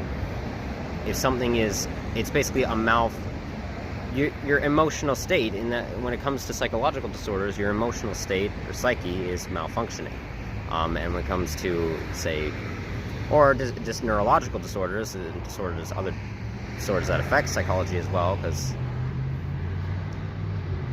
well, pretty well intertwined there. I'll get more into that in a sec. Basically, like neurological disorders that affect the brain and the nervous system and structures like that, or gastrointestinal disorders that affect the digestive tract, cardiological disorders that affect the hearts and ventricle systems, skin disorders that affect your dermatological disorders that affect the skin, all sorts. So, like, I don't feel more so that, oh god, lost my footing on the rock there for a second. I don't feel that, I don't think it's good to say, now obviously, again, freedom of speech, you're allowed to hold what stance you want, like, you're allowed to believe, like, word it however you please, like, obviously, do I think in some regard, like, it's better not to word it this way? Yeah, but again, say whatever you feel. But I feel I don't think it should be on the more prevalent, like, that there's nothing wrong with you when there really very much is. I feel that it should be that you're not a bad person for having a disorder. Like, for example, I'm going to use myself. Here's something that I actually haven't talked about once, I don't think, on this channel. Along with me, like, for example, I've talked about this, but I'm going to bring up another issue that I have, which is actually technically a neurological issue, is dyslexia. I have mixed dyslexia, which has gotten significantly better over the years, but I still do, obviously, I have it. The symptoms have just remitted. Basically, I have mixed dyslexia, which, and if you don't know what in general terms what dyslexia is, it's a neurological disorder that affects your ability to actually read written word, in a sense, and like how you may interpret the word, like visually interpret the word. Like, most often people report numbers being flipped around, or the letters B and D, or lowercase b and d, being flipped, or even some issues of reading M's and N's, and this is like with the English Cyrillic alphabet, like M's and N's being backwards, and B's and D's, lowercase b's and d's, and also words when you're reading fast, like reading it fast-paced, someone's getting flipped around. This is more like, I guess, severe case of dyslexia. It would be like constant word shifting, but I have mixed, and mine, I don't notice the symptoms at all anymore. But here's the thing, I have that neurological disorder. It can affect at times, especially with my other psychosomatic neurological issues that later developed, sometimes how I read a sentence. Or, well, I actually don't know if that's more so my mixed dyslexia now, or if it's just the other psychosomatic issues, but anyway, dyslexia is a physical neurological condition that primarily would affect, well, if it's visual, it's ocular, so the occipital lobe as well, and interpretation of, well, not so much, again, interpretation of word. I guess I could also play a bit in the frontal cortex, but mainly the occipital lobe. So, basically, I have that disorder, dyslexia. That doesn't make me a horrible person, though, because I can just sometimes words get mixed up. Yes, there's something with my brain physiologically, or like, and, well, I don't think again, despite me having it, actually, my knowledge of dyslexia in terms of like the functionality of it is not as, well, I'm not as familiar with that, the neurological functioning of dyslexia, as other disorders of the brain. But I don't know if that's a neurodivergent issue. Maybe I'm neurodivergent, I don't know. But anyway, it affects, just because like my nervous system isn't working as well as it ideally should be in a more like properly functioning body. That doesn't make me a terrible person for having that. Now, again, as I've talked about with my psychosomatic disorder, like I have somatic symptom disorder, somatoform dissociation, clinical depression. Psychologically, in my mentality, I suffer from constant feeling of, or many times constant feeling of dread and despair almost. This is when it would be more severe, especially when I was suicidal. Basically, and also at points I could have feelings of what's the term? Anhedonia for lack of, which means lack of happiness. There's a lack of joy, feeling a lack of joy. Depression also being caused feeling of basically emotional numbness in a sense, or like happiness numbness, where basically you don't have much feeling to much reaction to anything of like the feeling is moot on most things. But and it can also affect your ability to cry. That's basically neuropsychological disruption, basically. So I suffer with those disorders. I was specifically labeling depression there, but clinical depression more so, major depressive disorder. But basically,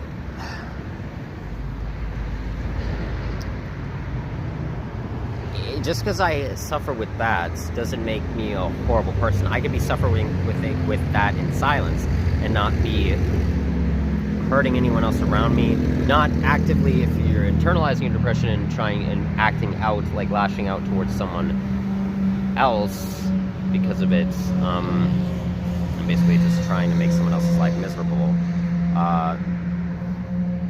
That would be problematic in my opinion, but it doesn't, just because you have depression doesn't mean you're going to do that. So basically what I'm saying is, or if we're going to look at like physiological examples, like say if someone develops let's just go with cancer. Let's go with someone develops mesothelioma, or along those lines. I'm not sure. Mesothelioma is a type of cancer. I believe it's of the. Well, I used it in one of my video games for one of the stories. One of my characters actually develops mesothelioma and are dying because of it. Well, stage 4 malignant mesothelioma. But it's I believe it's a it's a tissue cancer. I believe it might just in general affect a lot of the tissues of organs, like of varying organs. I'm gonna have to brush up on it again, but shit, because if I have it in one of my games, I really need to know the properties of like how it affects someone and what it affects in the body. But it's a tissue cancer basically, and if someone is in, say, like stage 2 debilitating mesothelioma, that doesn't make them a terrible person, but their body is not, it's not this whole like you're perfect the way you are, like the way you were born. Well, no, your body isn't perfect. You have a disease of the body. It's just this, cells have clustered inside the body to form cancerous tumors, and it's actually spread rapidly to the tissue, surrounding tissue in your body, and it's deteriorating it and also probably releasing toxins into it, and further destroying cells within the tissue of your organs. So it's not that's in terms of like oncology, it's not it's not like, so we're not going to tell it. I don't think you should tell. I think it's actually kind of, I feel it's kind of demeaning to tell, like, say, a cancer patient that you're perfect the way you are. So it's kind of diminishing the pain that they're in. Like, you're not perfect the way you are, but there's nothing inherently wrong with that. Like, there's nothing, well, no, there is something wrong with that, but it doesn't make you a bad person, basically. Or an overly detrimental person, basically. But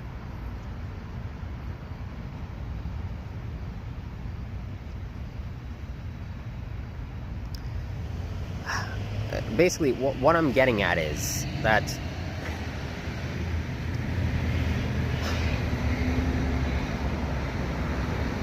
telling, like, I don't believe that people are perfect the way they are. I believe that you're imperfect the way you are, and there's nothing wrong with that. Well, okay, you're imperfect the way you are, but there's nothing inherently wrong with that, though you should try, if it's causing mass detriment to yourself and others, better yourself. Like, it's contradicting. Like, I said this in my, like, skit I made about being a pornographer, in the latter half of it, when I was talking to my more alter ego self, I guess. People who preach that we're perfect the way we are should really not be then contradicting themselves by saying, like, work on yourself and try and better yourself. For people who do say that, because I feel that's a contradicting narrative, heavily. So, yeah, basically, I guess all I wanted to say for that is that it doesn't make you, it makes you a flawed person. Having a disorder or disease or something wrong with your body, or a condition, and this even relates to, say, like, well, this even relates to what I talked about, like, transgenderism. Like, why I'm logically for transgender surgery, and, like, it's a human right. Oh god, there goes my knee again. It's a human right to make that choice. Even if I disagreed with it, I would absolutely say that it should still be 100% your choice to make that, to do that. But even so, what I'm trying to say is, so I've already talked about how I feel that there's what would be considered gender expression and persona, which I believe there's 35, I think, recognized gender expressions, or what would be gender identities. I think there's 35. It could be 40. I might be wrong about that. But there's 71, by scientific terms, 71 recognized genders in terms of genderology and genealogy, or, well, genderology being a branch off of sexology, which is, genderology, I guess, still isn't, like, it's not technically an official term for the study. Really should be. I don't see why not yet, but anyway, I'm still going to use that term of genealogy and genderology. Because gender does not just relate to your, well, yes, it relates to your genitalia, but there's genital disformations and also just genital differences, like formations differently of the genitalia depending on who you are, and also gender relates to, as it's been done for many, as far as I'm aware, for genealogy, for many centuries, the study of it, for like genetic factors, there's chromosomal differences within the body and hormonal differences, which is pretty much,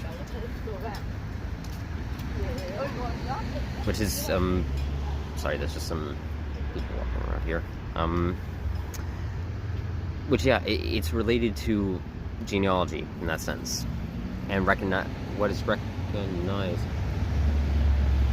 Wow, that was the dumbest move that someone could have possibly done running across the road, but anyway,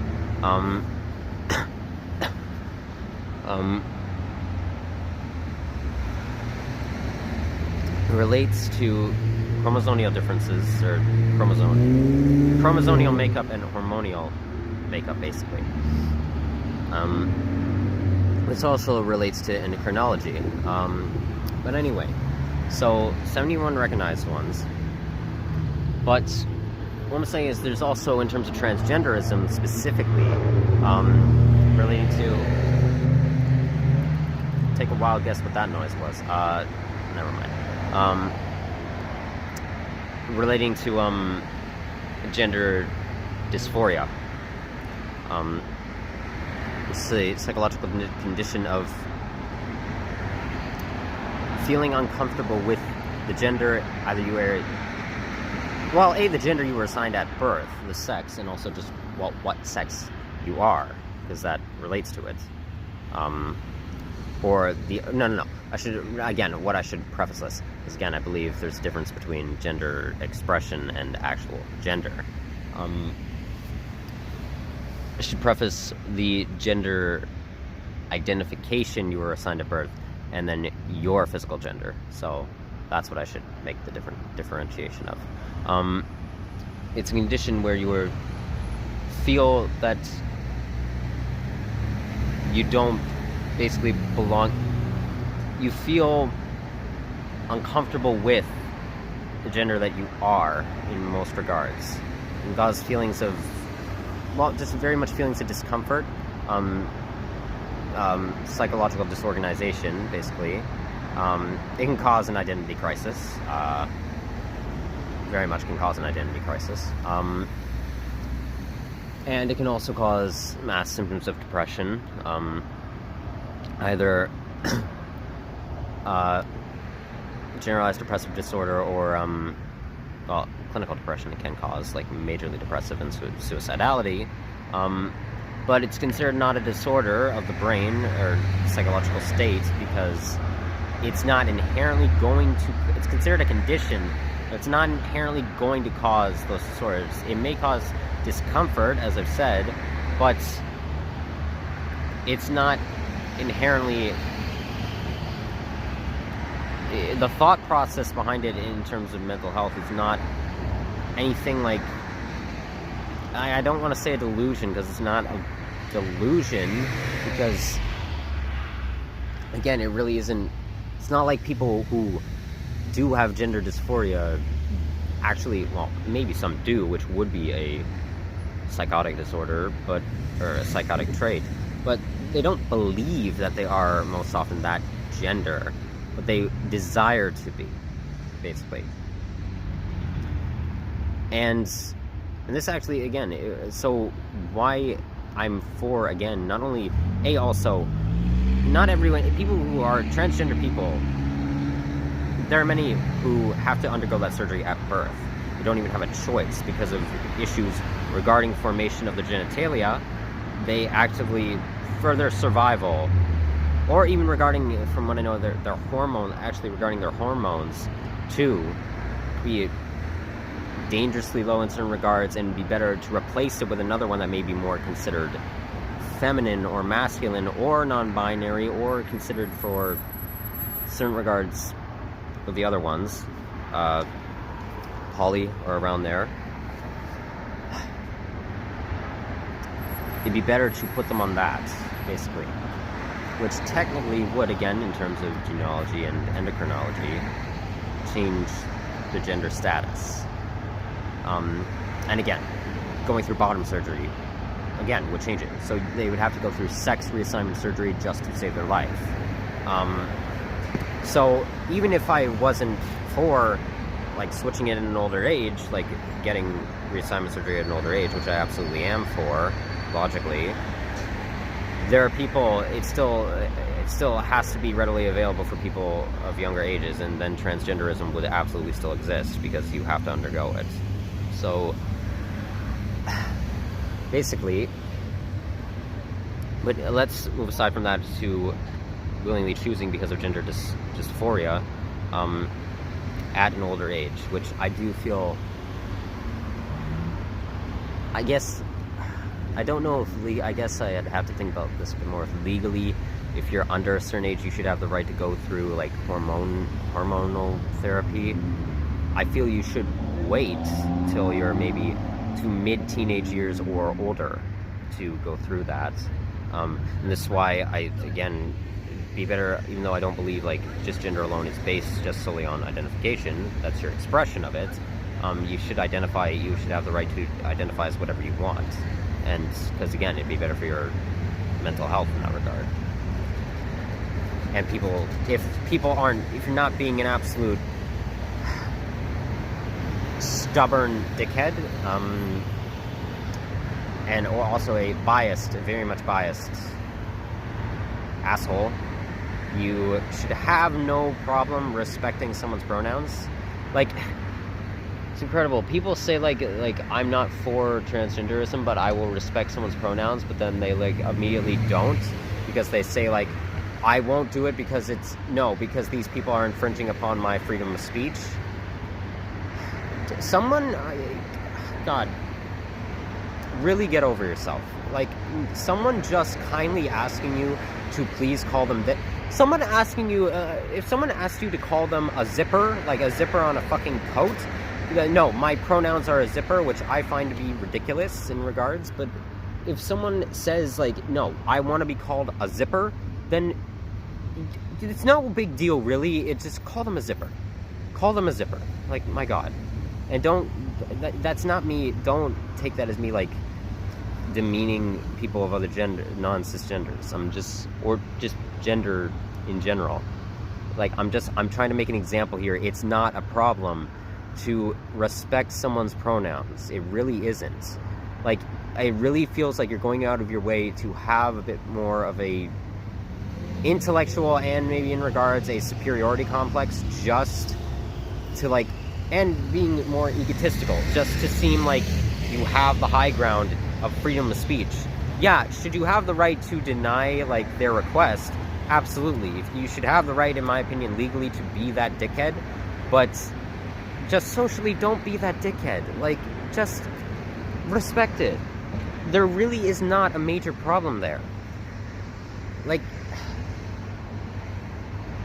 you talk about like your freedom of speech. Well, it's their freedom of speech to kindly ask you to please just change your wording a bit. Like, I don't get it.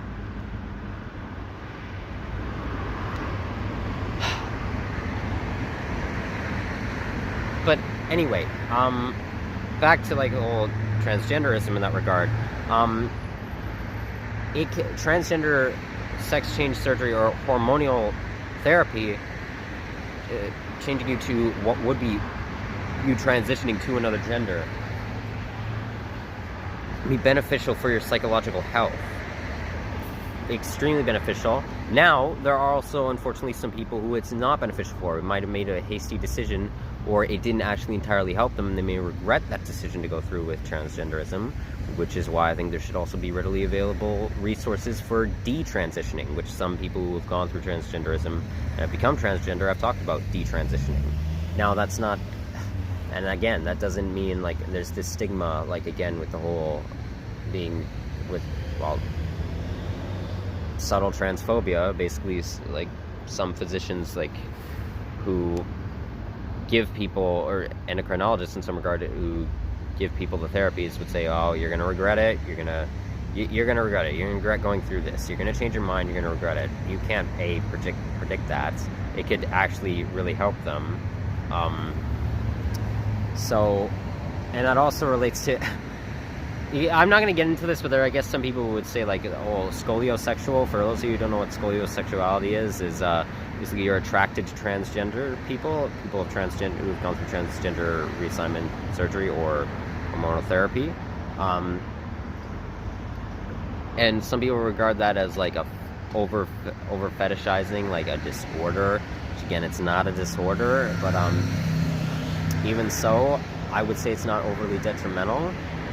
And no, it's not, like, obviously, if you're going to say that, then anyone who has anyone's sexuality then in that regard is, like, technically a fetish. Or if you're going to say that, you'd technically be over-fetishizing. Like, if you're going to say that, then heterosexual men are over-fetishizing women. Or I guess even gynosexuals like myself are over-fetishizing femininity. Which I guess you can make an argument for like a gynophile, which even then isn't like, long as, in my opinion, it's not over fetishizing, is where my main problem comes into it. Anyway, getting off topic there. So, and actually, it kind of relates to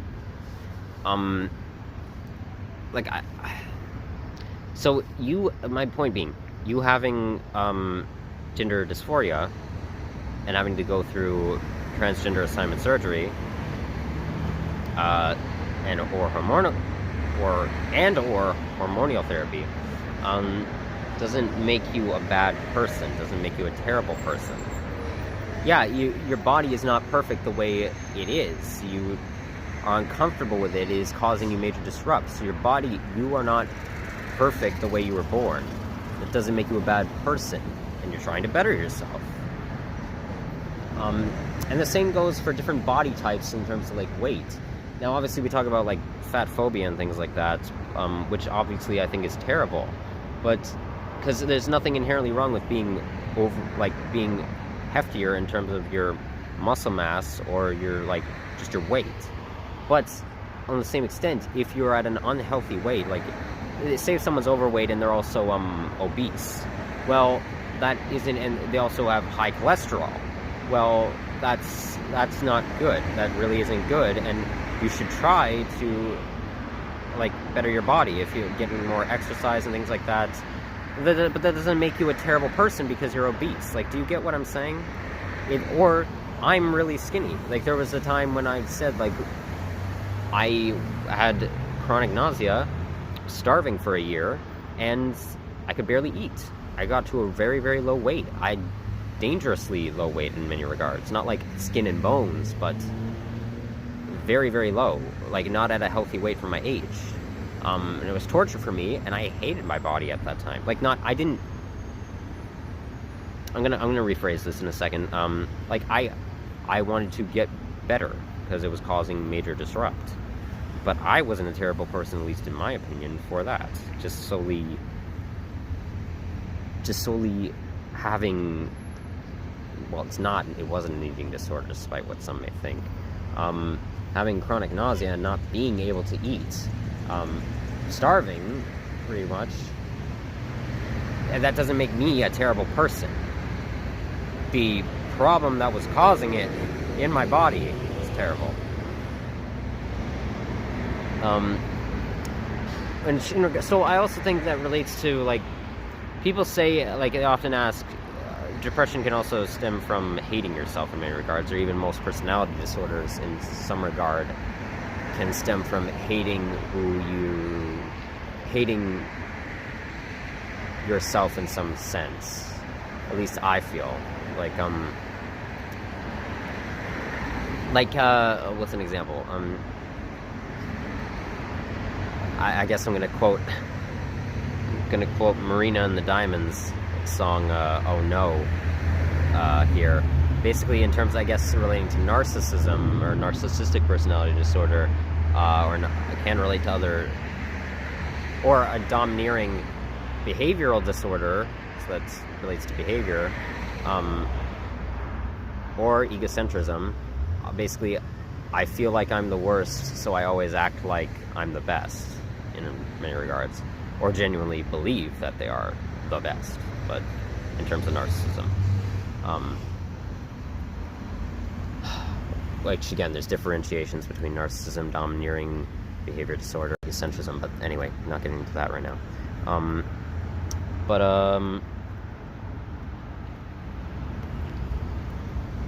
Anyway, so I feel that I feel a lot of this whole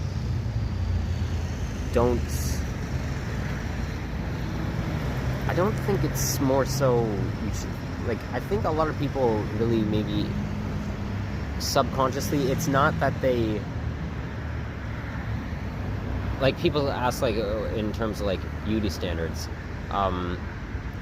do you hate now, people can hate their bodies because of, traditional, what's been pushed traditionally as the norm for, body types, but I don't think it's more so that they hate, from my study of psychology, it doesn't seem to be more so, that they hate their body. I think it's more so that they obviously they can internalize that trauma, or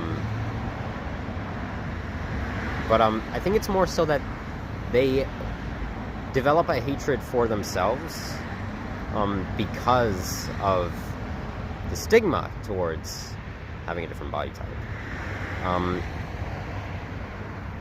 Or again, like,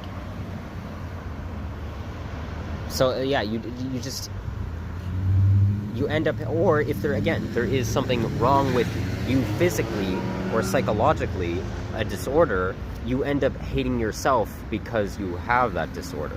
Even though, as I've said, in my opinion, having a disorder or a disease or an abnormality or disability doesn't make you a terrible person. It makes that abnormality it makes that abnormality terrible, or in some regards, or it makes that abnormality is bad, but you are not bad, if you get what I mean. Okay, I think you get what I'm trying to say with this.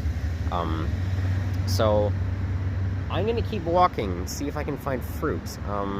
If not, then I guess I'll briefly touch on some other things, and then I say briefly, this is getting quite long, or I'll save them for another video. Then I'll just go exploring down that way again. Okay, yeah. God, okay, for a district of a city that is full of fruit, and I mean literally full of wild fruit, today I seem to have picked the absolute worst areas to walk in for picking them, because I cannot find any, at least healthy, alive ones anywhere. All I'm finding at points is just dying staghorn sumac. Damn it.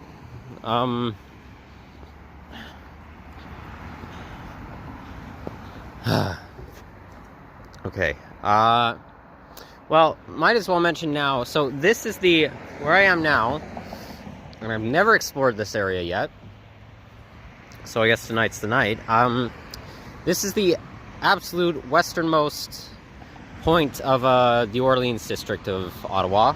So if you continue down, I think you can either go this way or diverge off some part here, going this way. Just that general direction past this like church chapel thing, structure. It looks, I'm noticing a lot of the religious, so far in this district, a lot of like the religious buildings aren't as, in my opinion, architecturally nice looking as, say, in Toronto, or even, I guess, in Peterborough. But I mean, they don't look terrible, it's just they look a little bland, that's all. Anyway, and again, I don't care about looks second with it. I guess obviously the purpose of it is what I care more about, but I'm just saying, just aesthetically it doesn't look as nice to me. That's just me personally.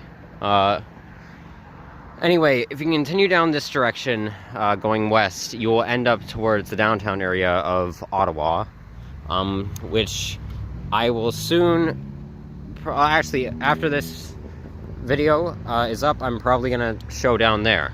So I've never explored down there yet, and I've now having entered this part of Orleans, well, now all I can do is go west, inward into the city to explore, because there's really nothing more. Obviously in these videos I didn't show all of Orleans, but I showed a pretty good chunk of it.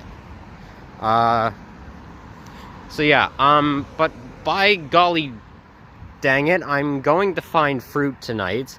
I don't care if it takes me all night. I am finding fresh fruit to pick.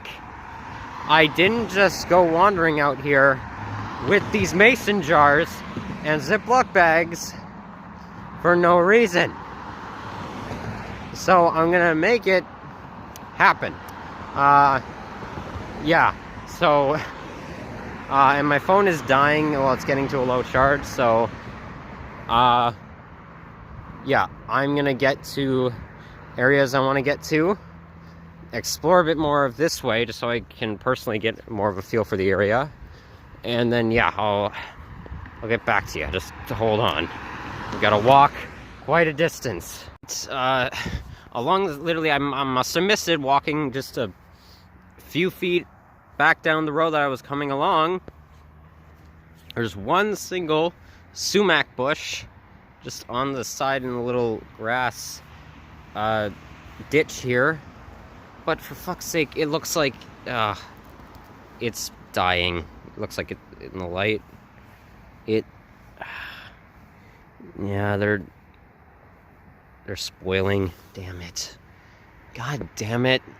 Doesn't look like there's this, even over here, like this one, they're going dark. They're deteriorating. Shit. Okay, well, looking at other areas, gonna keep going to where I was going.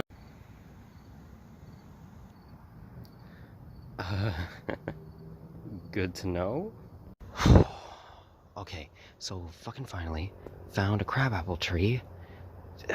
I swear to God, literally walked through 3 different subdivisions, couldn't find a single bit of just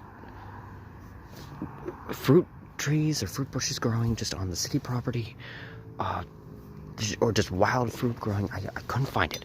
Only that one sumac bush. So I guess just the friggin' western end of Orleans is completely barren of fruit for the most part, except here. But the only problem is it's in someone's yard, but they've got a bit hanging over. I don't know if I want to pick it. Okay. Well, here's my moral decision. I already don't believe in privatization of land. But I also want to be considerate. Hold on a sec. Let me think. Alright, no, I opted against it. I opted to just... Okay, I'm gonna keep... damn it. I'm gonna keep walking. I keep looking. I know for sure where there's one. Well, obviously, I showed it in part 1 of this series. I literally... There's some right in front of that Volkswagen dealer shop. So... Oh, God, my phone is dying. I'm gonna try and make my way over there. Problem is, that's all the way by the Princess Louise waterfalls.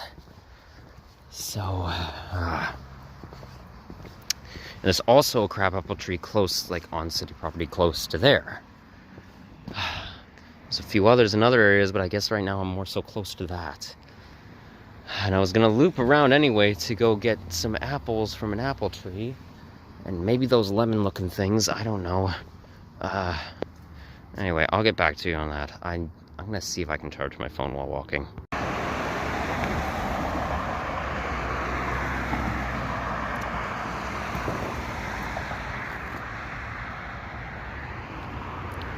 So, I walked through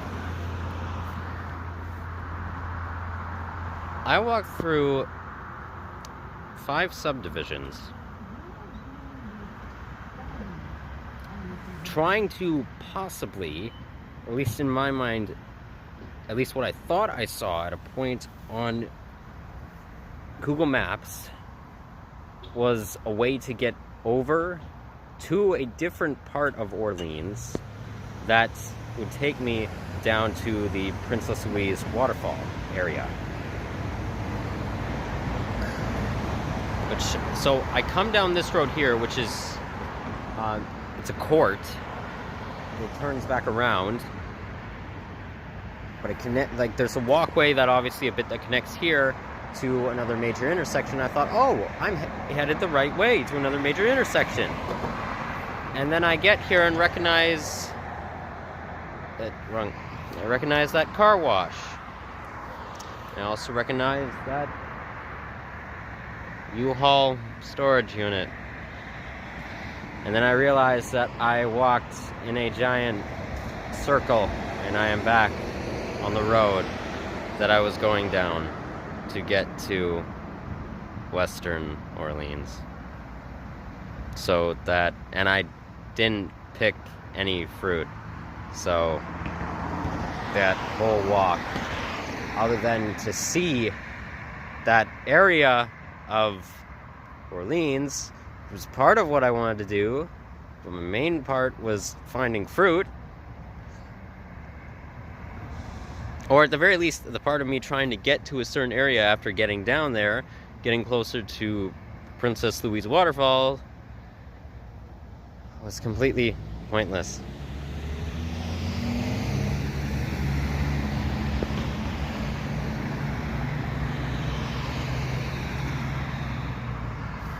Okay, I'm going to head back down the road from the way I came. And, I don't know, do something. I made it to the fucking apple tree in that little subdivision I showed the other day by the fucking French Catholic school and the parks.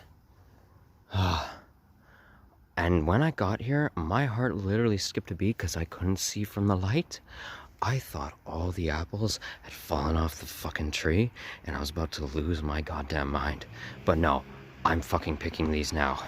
There, fucking little apples acquired. Some in a jar and some in a Ziploc bag. Pretty fresh looking, considering they're organic. At least they don't all appear to have any like added pesticides to them or haven't been put through growth hormones. They're very small, and they've got like some dirt appearing on them, and some little bug life was eating them because a friggin' ladybug decided to run across my hand, and now my hand smells disgusting because they secrete that odor from their underside as a defense mechanism. Fuck. So yeah, some apples. I walked around all day to only get this and a bit of fucking a little amount of friggin' crab apples. I'm going to get more crab apples, I don't care. Fuck the lemon looking things. Fuck the sumac. If I get some sumac, fine enough. But I'm getting more damn crab apples. Hey, just my luck. Okay, so I was walking down this main road that runs through the center of Orleans, going towards, I was going to take it to get to, well, what would be Portobello, or the roads that go down towards the Princess Louise waterfalls, closer to the roundabouts with the Volkswagen dealership that had the crab apples down in front of it and that weird other looking fruit that I may or may not have tried to pick, even though I don't know what it is. But they're, to my luck, like I said, just bountiful amounts of fruit growing in, well, most of the Orleans district now, I know. Found one, and I didn't have to walk all that way. So yeah, I'm gonna fucking pick these. So anything to take away from this so far is that the Orleans, okay, if you want to pick fruit in Orleans, in the Orleans district of Ottawa, because there's a bunch growing everywhere, go to, for the most part, you can find them in the northern end, the eastern end, the southern end, or the central areas of Orleans. Not, I repeat, not in the fucking western end of Orleans. That place is just completely devoid of fruit. And conveniently, was just so happened to be the main place that I walked today. So, in conclusion, don't go over there if you're trying to don't go to the western end of Orleans if you're trying to pick fruit. Also, if you're gay. Get it? Get it? Because fruit. Get it? Because it's I'm funny. I'm funny. Hallelujah! Crab apples acquired, baby. Let's go. I am never saying that again. I cannot pull it off. Okay, so the goal of this, well, this little venture wasn't entirely botched. So, okay, in conclusion, west end of the Orleans district of Ottawa. If you want to pick fruit, stay away from it, because right now there is none growing over there. As for all the other areas of Orleans, well, today, okay, so I'm not going to get any sumac tonight. I'm not, again, as I was maybe planning on walking down that downward hill to the roundabout with the patch of sumac and with the metal, well, the metal sculptures around there, the rusting metal sculptures. I'm not going to do that tonight. I'm exhausted, tired. I should probably get to where I'm situated just to try and freeze these fruits and wash them. Okay. So, and the only reason I couldn't pick sumac okay, so around here, might not look like it right now, but in this general, like, the surrounding proximity and all that, there's a lot of sumac. So I said, I would say probably all the wild fruits growing here in the Orléans district, sumac, staghorn sumac is the most. The problem is, it's getting into like beginning or mid-autumn. Well, not mid-autumn. October, so beginning of autumn, and fucking all the sumac is dying. It's all decaying. And even as you saw, like out on the very edge of Ottawa, like on the easternmost half of the Orléans district, the crab apples I saw, they were dying as well. They were starting to spoil. So, well, okay, again, mission not a complete failure. Got apples, and we got some actually, like, good enough looking crab apples, like, looking fresh, that haven't all completely started to just deteriorate with the season. So, yeah. I'm going to end this video in a sec.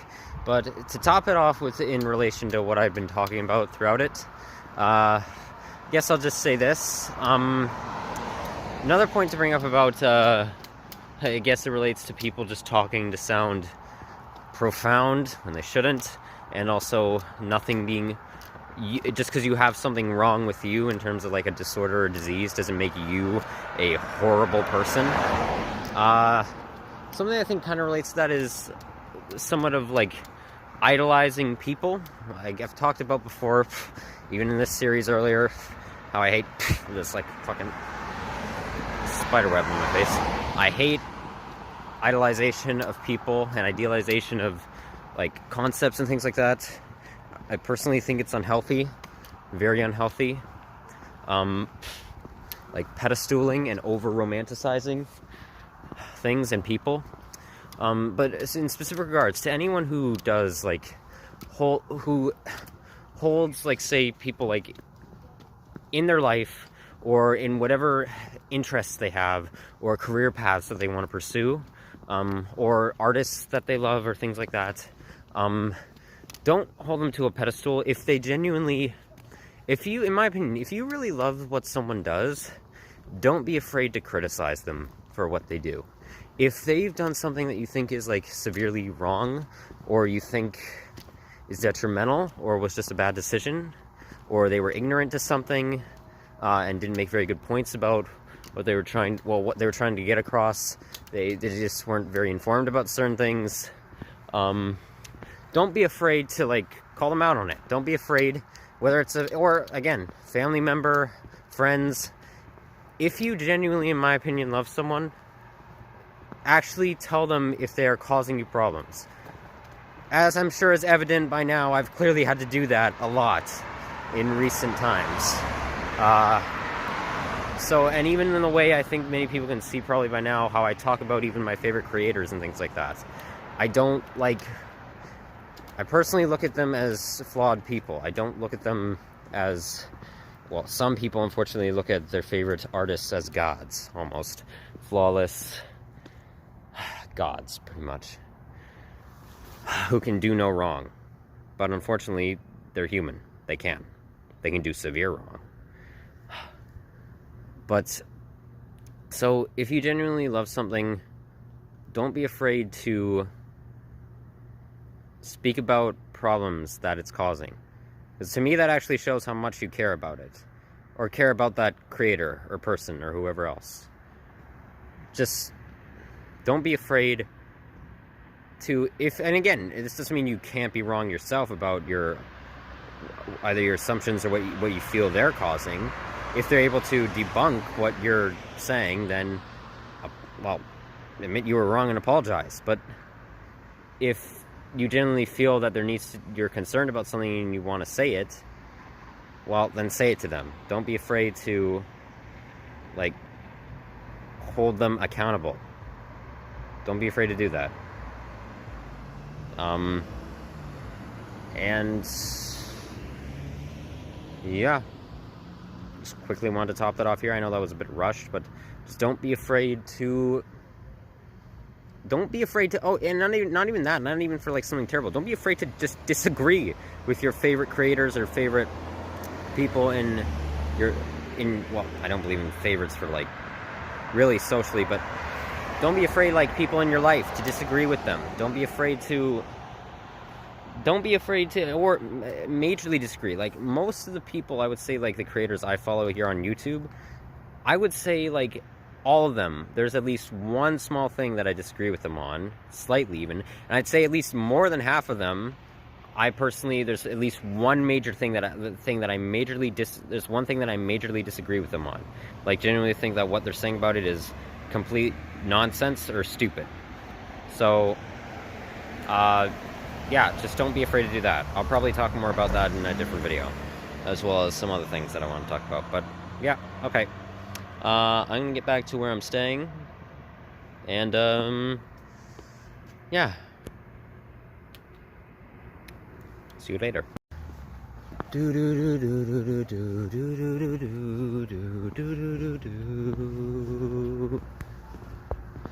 I saw the Queen swim up beneath her starry arms reach.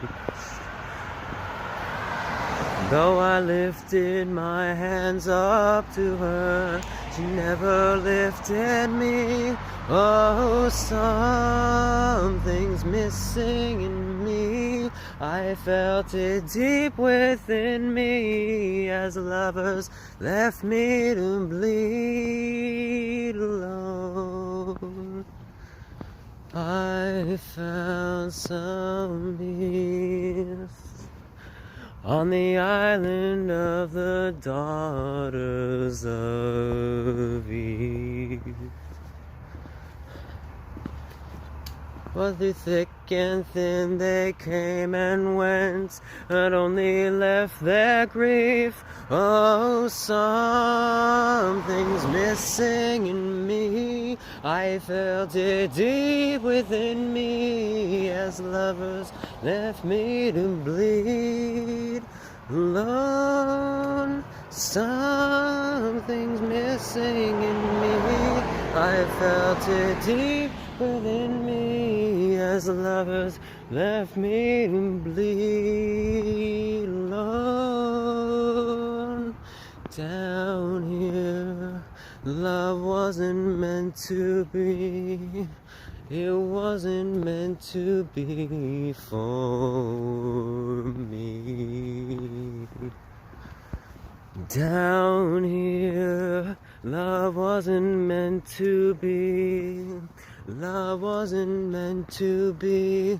Oh, something's missing in me. I felt it deep within me as lovers left me to bleed alone. Something's missing in me. I felt it deep within me as lovers left me to bleed alone.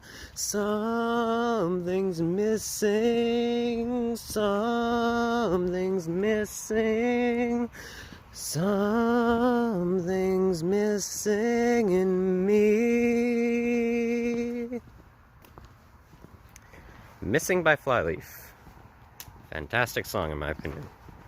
I know I botched some of those lyrics. Whatever. I improvised.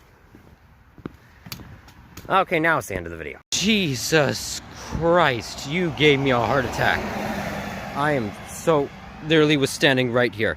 Walked, jumped. I was zoning out.